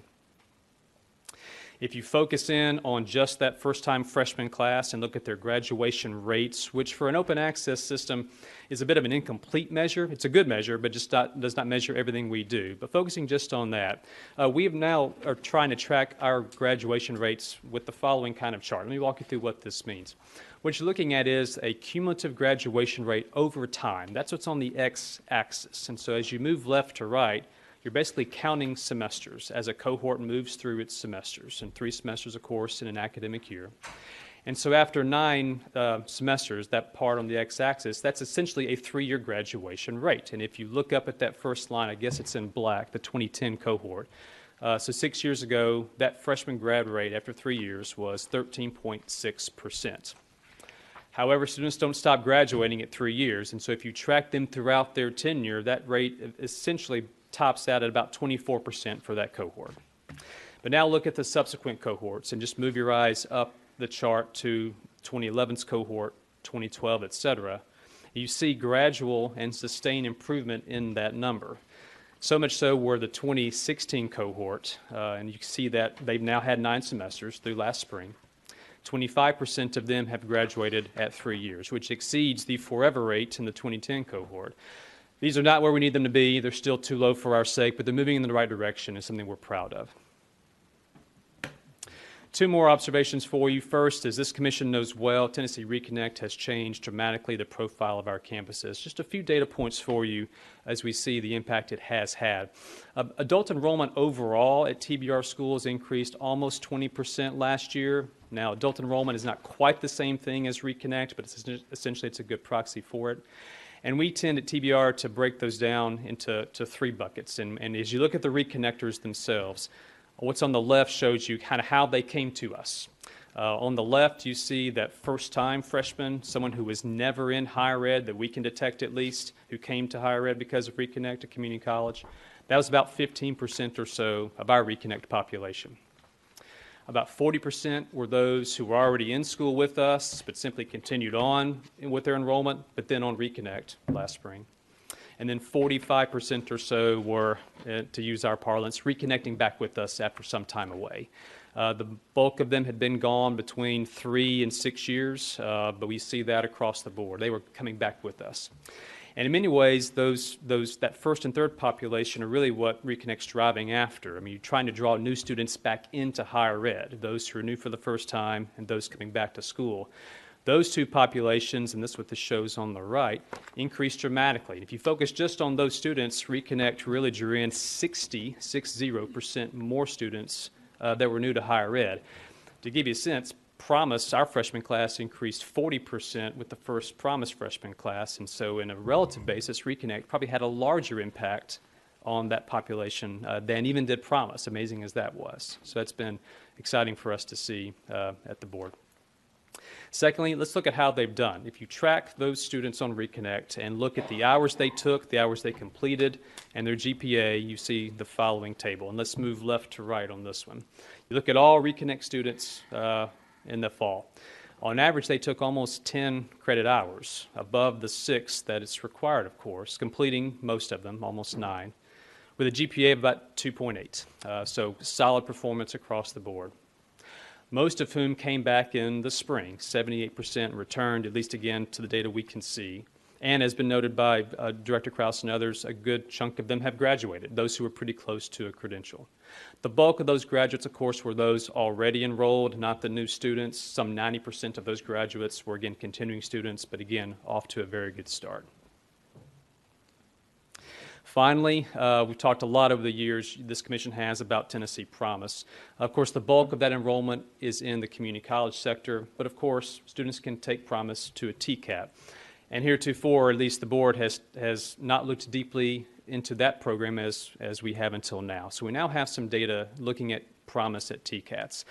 And first, just to kind of contrast who Promise students are at a TCAT versus a community college. The community college profile is on the right in blue, and it looks like a typical community college profile. The demographics by race follow our student body, a little more female than male, mostly, or preponderance of first generation. And of course, lower preparation levels. Our average ACT is about a 19 at the community colleges. Contrast that with TCATs, and you can, some of this jumps out at you. 3/4 of Promise students at TCATs are men. The average ACT for this cohort is about a 15, which is an extraordinary level of under preparation, which would require remediation in a typical setting. And even more, our first generation. Given that, we were curious to see what success rates would look like, and you could sort of be forgiven if you instinctively thought they'd be lower. But the story here is quite interesting, and let's move right to left this time. Across all those TCAP Promise students, and there's almost 2,000 of them, about 1,600, the overall success rate's 75%. As you then break that down by race, by ACT score, by whatever category you can find, they still do really, really well graduating those students. Again, there aren't many of them, but our TCATs, and I've said this before, and I hope the Chancellor forgives me, pound for pound, this is the most successful higher ed sector in Tennessee, given the inputs, what they have to work with, their budget levels, and given their outcome levels. And we see that across the TCAP Promise students, across every breakdown and demographic we see. And I'm quite proud of the work they've done. With that, Mr. Chairman, happy to answer questions. Just want to thank the Commission for its support and the budget it just approved, and happy to be here with you today. So, Dr. Deaton, what's your hypothesis on why the TCATs are so much more successful than the community colleges? Yeah. Boy, this is one of the questions we kick around a lot. Several things. First is modality. I mean, you are there on the shop floor, if you will, with a master instructor, hands-on with the equipment, learning that trade in an 8-hour day. You are there with him or her in a very intense, hands-on setting. And for many students, you could plausibly state that's their learning style. They react better to that modality than they would, say, a typical classroom setting. Also, you can probably say it's a shorter program. Most of these can be done in a year, so it doesn't take 60 hours to do, and so it's quicker. And I think you get students who are a little more intentional about what they want to do, either through proper advising, luck, whatever it is. They have gone there for a reason, and they know they want to pursue a particular credential, particular field, and that psychology and mindset, I think, are really important. Those are just some of the ideas, but there are others, but just off the top of my head. Thank you. Any questions for Dr. Deaton? Okay. Thank you. Thank you, sir. All right. Representing the University of Tennessee System, David Miller, Chief Financial Officer. Good afternoon. Just a few updates on behalf of Interim President Boyd, who's with our Board of Trustees today in a workshop and couldn't be here, and he regrets that. You know, representing all of our institutions, I aggregate a lot of data. And I'm glad to report that collectively, our football teams have a winning season of 15-12.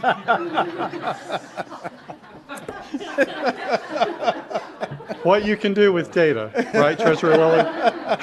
What you can do. Seriously, let me move to, do you have my slides?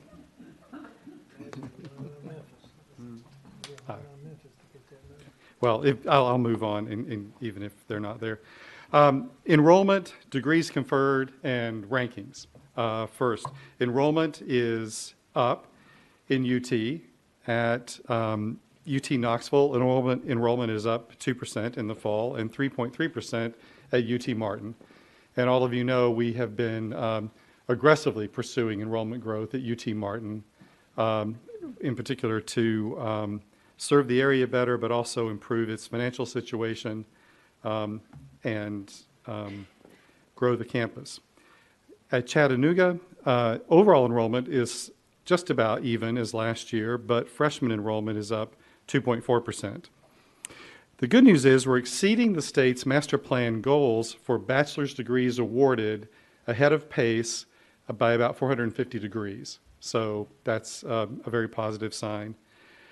Importantly, to cost, we increased 2 percentage points last year to 46% of graduates graduate from a UT institution without any debt whatsoever. That's 52% at Knoxville. In rankings, U.S. News and World Report, UT Knoxville jumped up from 52 last year to 44 this year. We're very glad to see that. And UT Martin is a top-ranked public Tennessee institution on the list of top regional universities in the South. You've heard a lot about the UT Promise. Interim President Boyd has been on a statewide tour. He's hit 14 high schools over about 1,500 miles across the state from Memphis to Bristol.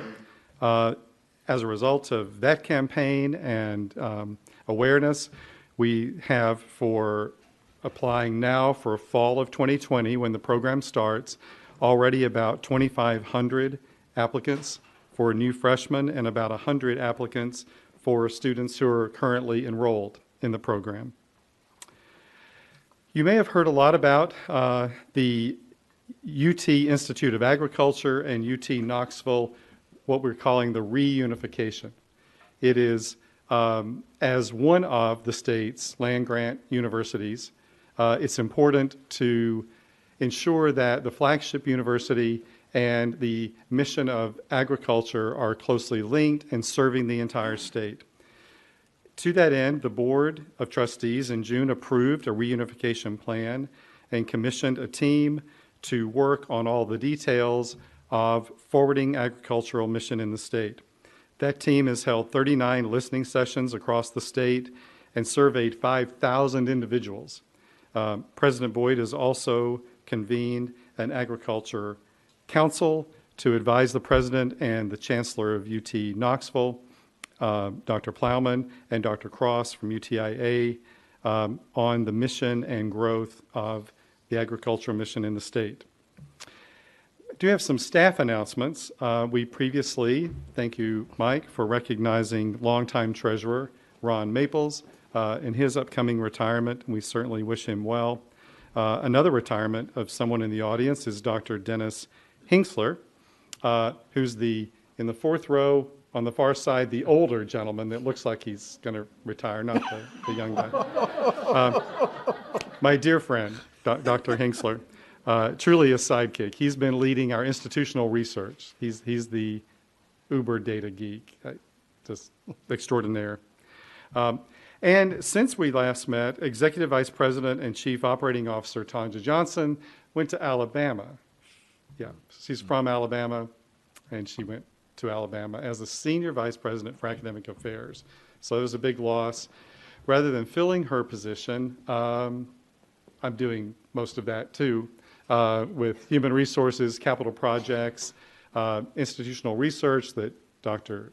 Hinksler's retiring from will go to Linda Martin, the Academic Affairs Vice President as well. We have a bunch of searches underway. If you're looking for a job, see me. I'm hiring a Chief Human Resource Officer. We're at the finalist stage for that key role. Hiring a new General Counsel. Many of you know Matthew Scoggins, phenomenal attorney. He went to be Dr. Plowman's Chief of Staff at UT Knoxville. So we're hiring a new General Counsel. I'm also hiring a new Chief Information Officer because our Chief Information Officer also retired. And finally, in the finalist stage for someone who works closely with a number of you, the Executive Director for Capital Planning, Facilities Management. In the interim, I'm appointing Mark Paganelli someone else that many of you know who's a former state auditor, former UT auditor, as the interim treasurer. So I think that concludes my report. If you have any questions, I would like to mention tuition, since that is such an important thing today. We sort of loosely threw out, if everybody went 2%, that would be $36 million. What UT has done since the commission has set binding ranges, your binding ranges over the first 4 years you've had this authority has been a 3.1% average. But UT at the health sciences has been a 1.3% average. At Chattanooga, 1.5%. At Knoxville, 1.6%. So half of the binding range. And at UTM, where we have a greater financial need, unfortunately, we've had to let them increase tuition. But it's still been 2.2%, not the 3.1% that you all have allowed. So we build tuition up from the bottom. You have to have a proven cost that is unfunded to get the Board of Trustees to approve a tuition increase. We do not ever consider your ceiling as our floor. We start from the bottom and work at what is absolutely needed to make this work, which is why, unfortunately, we've had to do a little more at Martin. It's not where we would like to be raising tuition. But if you have any questions, I'd love to answer them. If I can't, I have my phone and I can text Randy. Any questions for Mr. Miller? All right, thank you. Thank you, Chairman Appreciate Stafford. it. All right, representing the locally governed institutions, President Brian Nolan. Well, thank you all, and good afternoon. On behalf of the university system, it's my pleasure to provide to you information on student success and graduation rates across the institutions. I recognize that I'm the last person presenting, and when I made the number of slides, it seemed like a good idea, but in hindsight, I probably need to speak quickly. So with that, I'm going to go ahead and jump in. But I want to set the context for my comments within the landscape of the policy reform that's occurred in the state of Tennessee. With the inaction of Drive to 55 and Complete College Tennessee almost a decade ago, the state shifted the policy landscape away from an enrollment orientation and towards a student success orientation. And from there, a number of public policy changes have been put in place, from sales to reconnect to promise to changes in the manner in which capital projects are considered. But all of this links its way back up to an overall profile and focus on student success. That makes us unique, and it's the reason why states across the nation look to Tennessee for leadership. So what did things look like before? Prior to, this was the way in which funding was distributed in the state of Tennessee, enrollment with 5% on performance funding 1.0, now everything on outcomes. What has been the impact of that shift? That's the manner in which we're judged. That's our scorecard. So when we meet with our boards and when you assess the distribution of revenue, those are the criteria upon which we as institutions are judged. And here's the outcome. As you've seen today in a number of settings, significant increases in state support for higher education since the advent of the outcomes formula. Significant increases for your university sector institutions. But let's put that in a different context. If you compare what's happened in the state of Tennessee to other states in the South, in the southern region, when I worked on the staff of the Tennessee Higher Education Commission, we were always in the bottom quarter of all states. Now we're above the SRB average. So we look different from a financial perspective because of the intentional decisions that this commission and the General Assembly made around our outcomes orientation. But now let's shift. What has that done with respect to access and student completion? All of our institutions have targeted completion goals as a result of Drive to 55. All of us have put in place cost control measures. We look significantly and seriously at performance. As a follow-on to the conversations about tuition and fees, we all recognize that each year the state provides salary enhancements, only which a portion of funded. So as you look at tuition increases, about a 1% fee increase is needed to cover the half of the salary increase that's distributed to the universities. So it's not always a dollar for dollar match, but we do put in place cost controls and measures of performance that are linked to the formula. And we're a national leader in this area. While many states just simply look to flawed metrics such as U.S. News and World Report as measures of quality, quality is built into our accountability system in the state of Tennessee. In enrollment, you've seen this, but this is the numbers for the university system. We're relatively flat, as is the community college sector, as is the University of Tennessee. And in fact, if you look back to 2008, the real growth that's occurred from an enrollment perspective is within UT, relatively flat in the universities, relatively flat in the community colleges. Why is that important? Because the landscape on us is getting ready to change.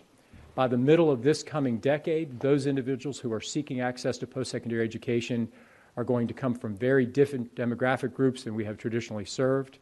And as many of you are well aware, in 2025, the bottom will drop out in terms of the number of high school graduates at a national level.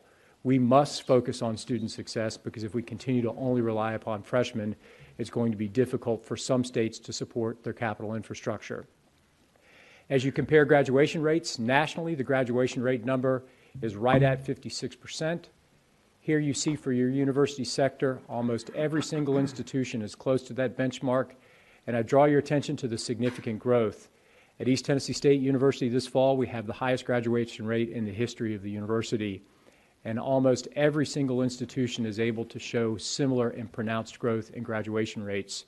Much of that because of the investments that we've made through student success efforts, et cetera, that I'll touch on in a couple of seconds. And here are those graduation rates by cohort. We're above the national average or near to it as it relates to Pell, but we have work to do for African American students, for Hispanic students, and for our male students. We, your university system, are your workhorse. We produce more degrees than any other sector of your public infrastructure. We produce your teachers, your nurses. We are the entity that makes your local economy run. And while our enrollment has been flat, we're producing 2,000 more graduates per year than we did prior to the advent of the new funding formula. So we're more productive, and that's a theme that you've heard from many presenters this morning. So what have we done to increase production? At Austin Peay State University, they've hired professional advisors, they've made investments in student success, and they've been recognized by the American Association of State Colleges and Universities for their work in their Student Success Academy. The work at Middle Tennessee State University, I think, should draw the national attention that Georgia State University receives. Middle, through their own resources, not standalone investments outside of the formula, but through internal resources, have hired 47 advisors, have put in place academic coaching and degree works, and they have been able to move their graduation rates in ways that many states across the country would be envious. The work that they've done at Middle is beyond description. At Tennessee State University, their fall-to-fall GPA has increased 11.6%. Their credit completion rates have increased 11% because they've put in early alert systems that contact students in the first week of course if they're not engaged in attending classes. At Tennessee Tech University, their Flight Path program, also high-touch, high-contact interventions with students. As a result of the deliberative work that they've done, their graduation rate this past year was the highest in 20 years. And at the University of Memphis, through their academic coaching program, they brought coaching and support around students with academic needs who may be at risk. You see the number of students participating in that program is down 22% this year over last year. That's because they were successful and they cycled out of the program because they no longer needed that hand-on coaching. So why is all that work important? It's important because we as a state continue to have significant work to do to increase our educational attainment levels. And those educational attainment increases are important, particularly at the university level, because where do you see the significant increase in earnings for bachelor's degrees and up? Where do you see significant differences in full unemployment through your lifetime, bachelor's degrees and up? And where's the job growth, bachelor's degrees and up? So these institutions are the institutions that are the workhorse of your system. I'm honored to represent them, and thank you for giving me the chance to put a little bit of data in front of you. It wouldn't be a THEC meeting if I didn't have the chance to have some slides, so thank you for that opportunity, and I'd be pleased to address any questions. Terrific. Any questions for President Noland? All right. Thank you. Appreciate it. Thank you very much. That concludes our session.